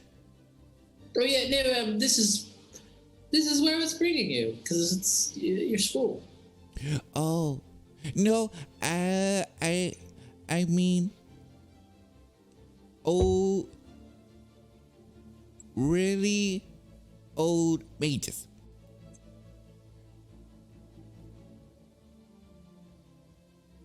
Powerful mages.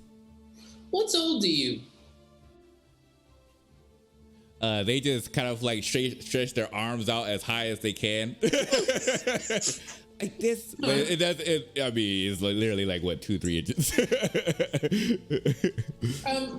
Micah, something that you notice now that things are calmed down and you're not in the middle of like this fiery, interesting business.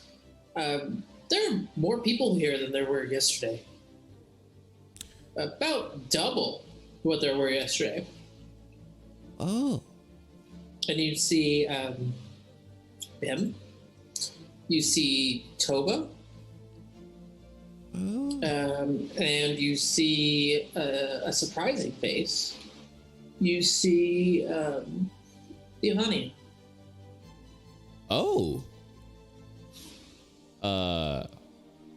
They'll head over to them real quick. No, it's fine. You don't need to say bye. Oh, sorry. Kids. Bye. I'll be back. Will you? I won't be here. But it was Good to meet you, I think. Good meet you too. I'm going to pause you right here because I know we've run very, very late, and there's one more thing I want to do. Okay. I'm going to jump back to Kellen. Oh, snap. Kellen, I have two different ways this could go, so I need to know, what do you want to do? Are you going to focus? Let me put it this way. Would you like to focus on the box or something else?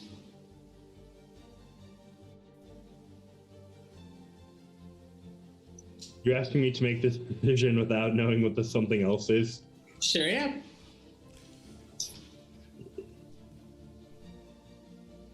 %90 of this campaign is not knowing what the other option is. Let's be honest.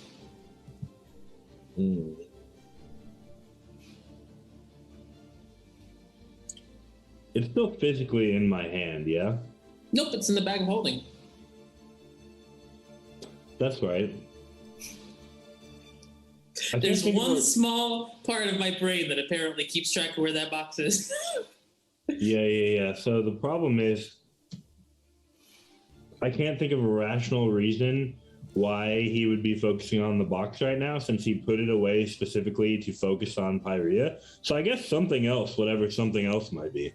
All right, you talk a little bit. She's alternating between, like, kind of this really absurd kind of laughter at the sheer overwhelming amount of things that you're throwing at her, and just kind of these doldrums of, I mean, it's not quite fear, because it's a fear that she doesn't understand the scope of, but it's something approaching it. It's not quite, horror at what you're describing, because she can't comprehend it, but it's approaching it. So she kind of goes between these highs and lows, and you kind of get to a natural point where you're just going to, like, okay, let's take a breath before we try and kind of figure out if we're going to talk about this or talk about that. It's like when you find out your boyfriend is like an MMA fighter. It's like, yeah, that's pretty tough and kind of hot, but also like you beat people up for fun. That's little. I don't know. It's an interesting analogy. And so you're kind of in this little lull. She's like, can I change topics for just a bit? Yeah, sure. I was thinking about it because I haven't seen her. Have you seen Miri today?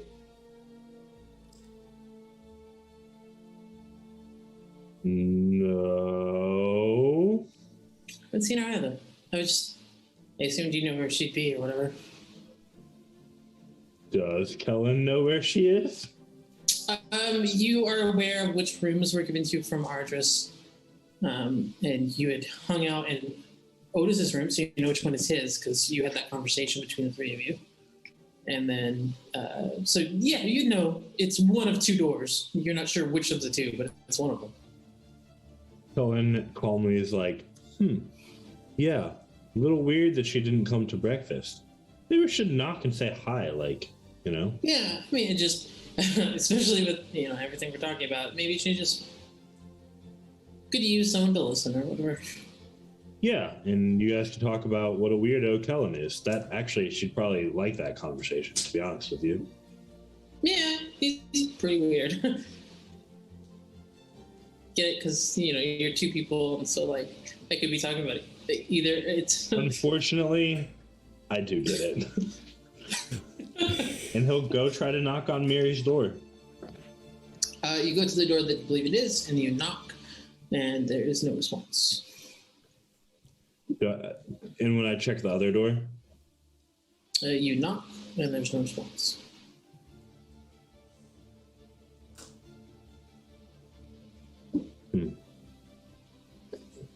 Look, I don't want you to necessarily be an accomplice to invading my friend's privacy. So if anyone asks, you told me not to do this, and he'll open one of the doors and go in to try to see whose room it is. That door you open, and there is a still-made bed. It doesn't appear to be anyone in He goes to the other room. you could just, and you swing the door open and you see Miri's there, laying in bed.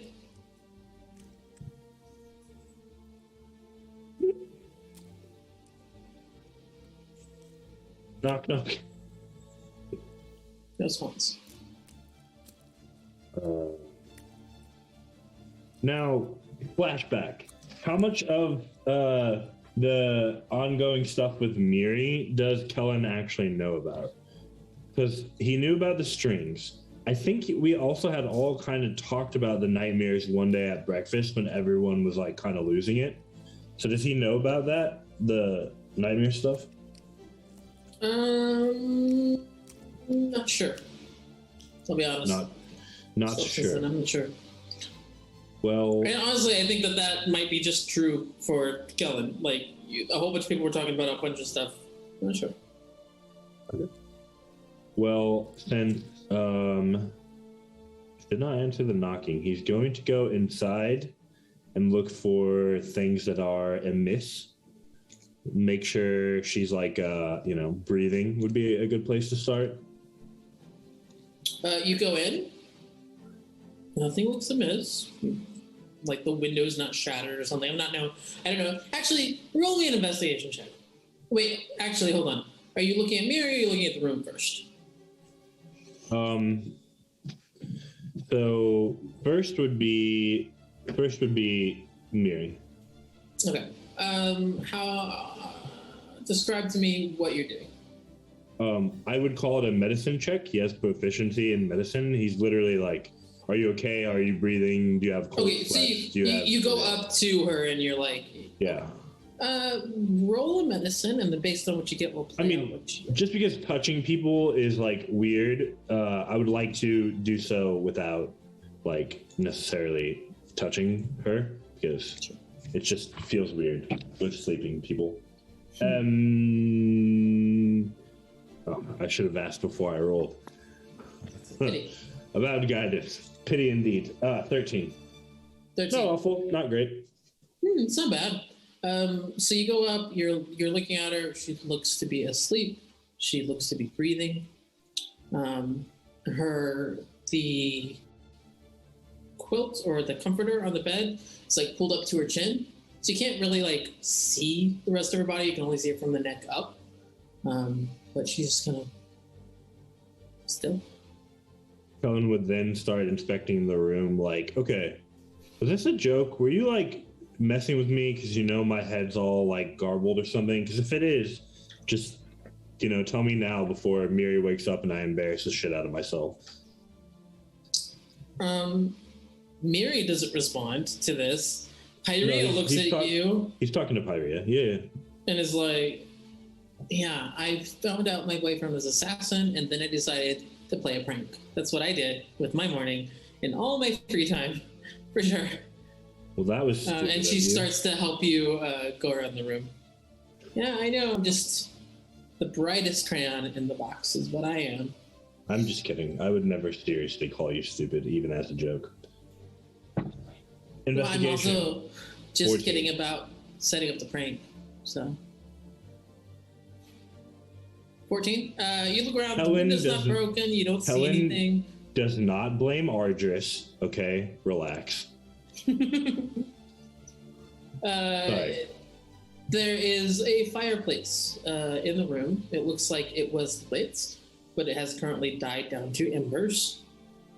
There is, well, I guess it'd be after embers. It's just ash now. There is no sign of like a broken window, or you kind of like look around the edge of the door. There's no forced entry. Then you remember it was unlocked. You're like, I guess there wouldn't need to be forced entry. No signs of a struggle or a scuffle. You don't see anything that would make you suspect foul play. Does Pyrea uncover anything? As she looks around,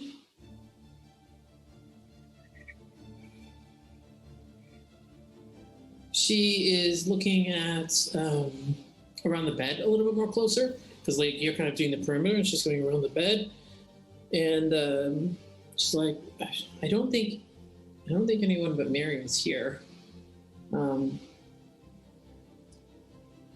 She looks awful pale.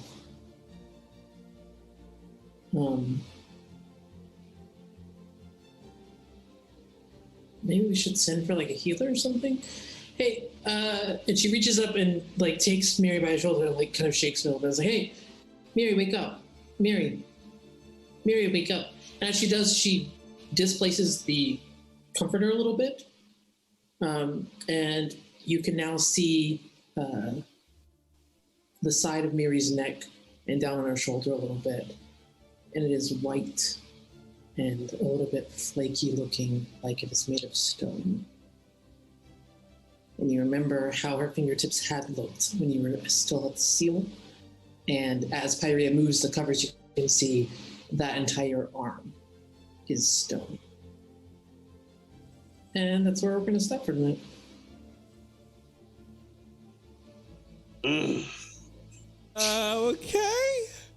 Okay.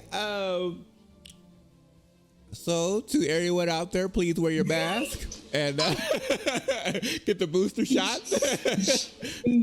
Otherwise, you too could get up being flaky. With that said, I hope that you enjoyed this session. Again, this is one of our longer sessions, so we hope you enjoyed it. And we'll be back for next week for episode 14. But until then, farewell for now.